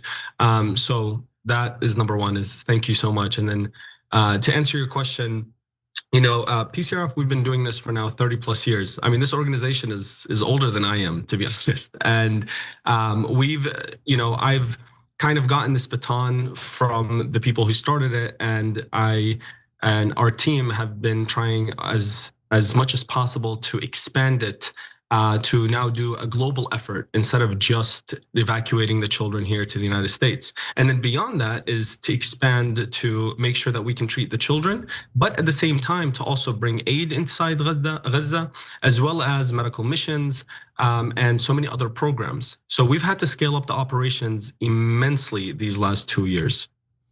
Yeah, well, unfortunately it's needed, that's why, of course. And so you guys work with some hospital systems, corporate entities, the World Health Organization, European Union's Emergency Task Force. So it's amazing all the resources you have to put behind trying to rescue children who desperately need medical attention, just because Israel just won't let them out. And so that I want to dive into that a little bit more. And Israel created that situation in the first place. So how do you identify kids that need the help, and how hard is it to get them out? Yeah, great question. It's honestly so difficult. We've, one of the things is that we are the largest Palestinian-led nonprofit organization. We're the largest organization to evacuate children, and yet we've only evacuated 300 and so children these last 2 years. And so you're talking about a drop in the bucket, a drop in the ocean, really. So that alone should kind of indicate to people just how difficult it is to be able to get the acceptances from the Israelis to be able to evacuate these children. And I usually like to use this metaphor because I think it's such a ridiculous thing that a lot of times we have to get the approvals from the Israelis to be able to evacuate these children to receive medical treatment, even though they're the ones who have caused the suffering on these particular children. And so it's the same as, if we want to evacuate Ukrainian children and we would have to go and ask the Russians to be able to evacuate these Ukrainian children to receive medical treatment, which in any situation that is just a ridiculous statement. But for some reason, in this case, with the children of Gaza, it's something that we're forced and have to do. So it's curious, right? Because overall, Israel wants the Palestinians to leave so they can take Gaza. Their cabinet members have said that repeatedly. And they claim, well, Hamas made us do it. We didn't want to maim and injure and kill these children, but Hamas twisted our arm and made us do this. Well, if Hamas made you do it and they're terribly injured, you would think that you would be motivated to get them to help, right? So why are they keeping them in Gaza and making them suffer more and making it difficult to get it out? It doesn't seem to compute. Yeah, and I can't really speak on their thought process or what it is that, what is their motivation behind things. I can only speak on the fact that as a nonprofit organization, our main goal is to help and evacuate these children in whatever capacity that we can, and whatever it is that we have to do to be able to get these acceptances, to be able to pull these children out. I will say that originally it used to be much more difficult to evacuate these children, and recently even though certain borders are crossed, the acceptance from the Israeli side is actually becoming easier. And so our job then becomes, how do we make sure that we're evacuating these children to receive the medical treatment without displacing our people? Because yes, we want to evacuate children to receive medical treatment, but we also don't want to displace these Palestinians and not be able to return in the future, because then we are, feeding into displacing our own people. And so, we have to navigate this very thin line all the time, and it's a very difficult task to do. And so that's why if we had our choice, our choice would be to build within Gaza. We've already built 2 field hospitals inside of Gaza. We have the only oncology department inside of Gaza that was just actually bombed twice while there were 80 children inside of that department. And try to get the Gaza healthcare industry and system itself built from the ground up so that these children don't need to come all the way to the United States or to Europe or to all these other countries. Because here's one thing about Gaza people and the children. They all want to go back to Gaza. They don't come here and they say, oh, I just want to stay. No, they actually want to go back. And if these borders were open and it was possible for them to live inside of Gaza, they would all go back after that treatment. And so that's the really difficult thing, is how do we balance making sure that we do take children out to receive medical treatment while making sure that we don't just keep them and displace them and support the displacement of our people. Yeah. So look, I'm going to show a couple before and after pictures here, but I want the audience to buckle up. But I also want you to see it. I don't want you to run away, right? Because the American people are being forced to finance this. So I want to show you Fadi Al-Zant, the before and the after. I mean, the after is, he looks like any kid in the world, the American kid, European kid, Middle Eastern kid. That's what you want a kid to look like. The before looks like it's out of the Holocaust. And it's just heartbreaking. And then Rahaf Ayad, also skin and bones, and now looking better. So tell us about those 2 cases and others, and in terms of how did we, again, how did you get them out? What were they suffering from other than obvious starvation, and how you guys were able to help them? Yeah, as many times as I look at those pictures, it's always so difficult. Fadi Al-Zant was the poster child of malnutrition at one point, and we finally were able to evacuate him. In the beginning, in the middle of Gaza, there was a line where there was the Israeli tanks, and children weren't able to be evacuated from the north of Gaza to the south of Gaza because of that line. And we worked endlessly for 3 months to be able to create a pathway for these children to come down south so that we can evacuate them. And finally, when we did, it allowed for the evacuation of so many other children. But Fadi Al-Zant in particular, when he was finally evacuated, all he needed at that point was nutrition. A lot of times, they say these things, and I think it's absolutely ridiculous. They say, oh yeah, it's malnutrition, but they had a pre-existing condition. That doesn't matter. Regardless if they have a pre-existing condition or they don't have a pre-existing condition, these children need the adequate malnutrition and support, the nutrition and the support to be able to be healthy. And Fadi Al-Zant is exactly that case. He had cystic fibrosis, which is a pre-existing condition. And even though he had a pre-existing condition, when we evacuated him, he was able to receive the nutrition that he needed. And now look at him, he looks completely normal. Rahaf is the exact same thing, just about 8 months later. So this is months and months and now years of starving children. It's gotten to the point where 13.5% of children screened have acute malnutrition in just August of 2025. There's 20,000 children killed in Gaza since October. That is literally one child every single hour. Yeah. I mean, I can't fathom that. I mean, it gives you a sense how vicious the Israeli government has been, where they say, well, we're only starving to death the kids with pre-existing conditions. Since they were slightly sick to begin with, we decided why not, starve them to death. and you see how that proves we're the good guys. No, I don't see that at all, and neither does the rest of the planet. So thank God there's organizations like yours that are trying to help these kids. By the way, is there a website that people can go to help? Yeah, it's www.pcrf.net.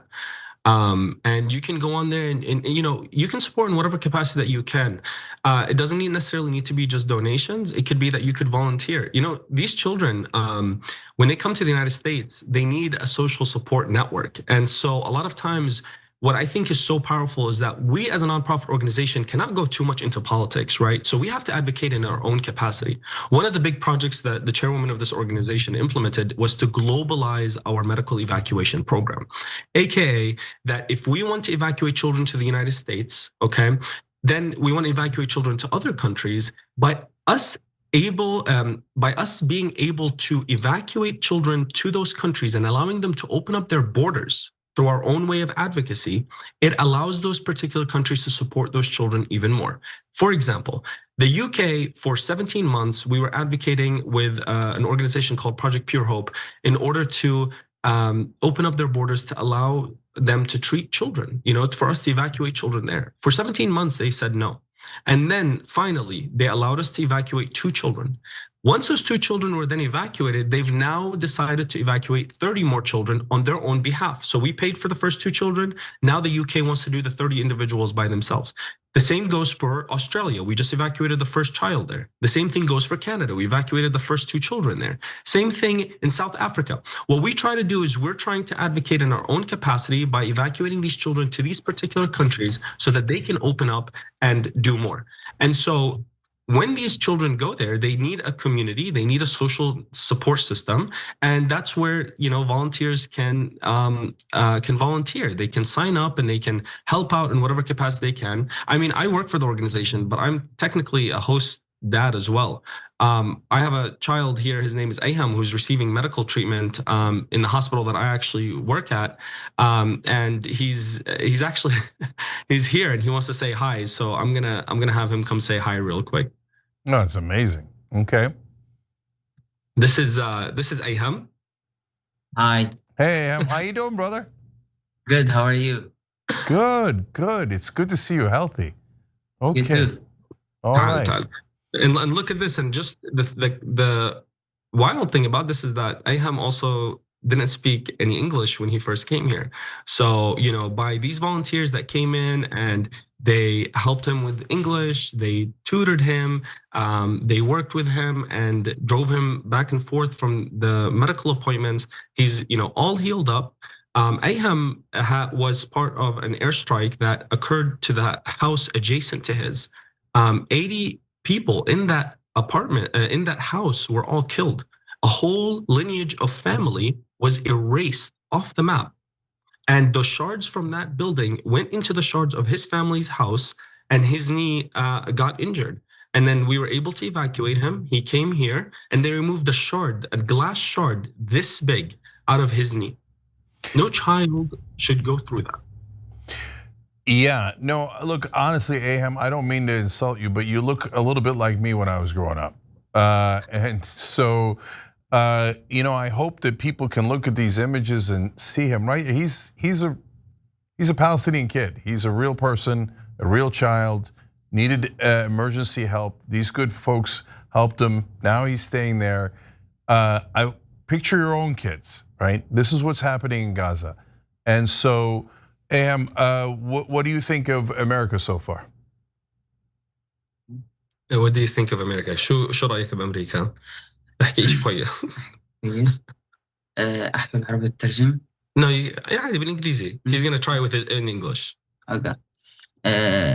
America, it's good. It's try to help anyone. It's like try to help anyone. It's need help. كيف في المدرسة؟ أحكي بالعربي الترجم. Yeah, that's fine. I can translate. ترجمة احكي عادي. المدرسة طبعا بتساعدني في كل إشي، بتساعد جميع الناس. طبعا أساتذة أمريكان بيسألوا دائما عن فلسطين، عن كل الناس بيحبوا يعرفوا. بيسألوني كتير، بدهم يساعدوني في أي حاجة عشان العلاج اللي عندي، عشان سمعوا كتير عن فلسطين واللي بيصير في غزة. I actually love this answer. He stated that the American people actually ask him. He goes to school now, and his professor, his teachers, and the students in his class, they ask him about what happened to him. They ask him about Palestine, and they try to support him in whatever capacity that they can.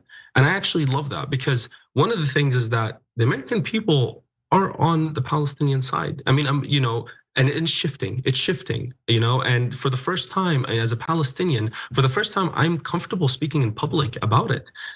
When I was Ayham's age, no one was on our side. And now, thankfully, it's shifting, and people are seeing what's happening, and they're seeing cases like Ayham in front of them. And that's why it's so powerful when you see a child from Gaza come here. Just like you said, that this is just like your child, they also realize that this is just like their child. And so here in South Carolina, I've had conservatives, I've had liberals, I've had, the right and the left both come to try and support Ayham. And it's opened up so many people's perspective of what a child from Gaza looks like. Because when you have 50,000 children that are either killed or injured in Gaza so far, and these are very conservative numbers, and we both know that, that means that they're just not being seen as humans. But when Ayham gets to interact with people and people get to see a child from Gaza, they get to see that this is a real child, a real human, and they deserve love, support, and they definitely don't deserve to be killed or injured. Yeah, so look, that gives me a little bit of hope in the world, right?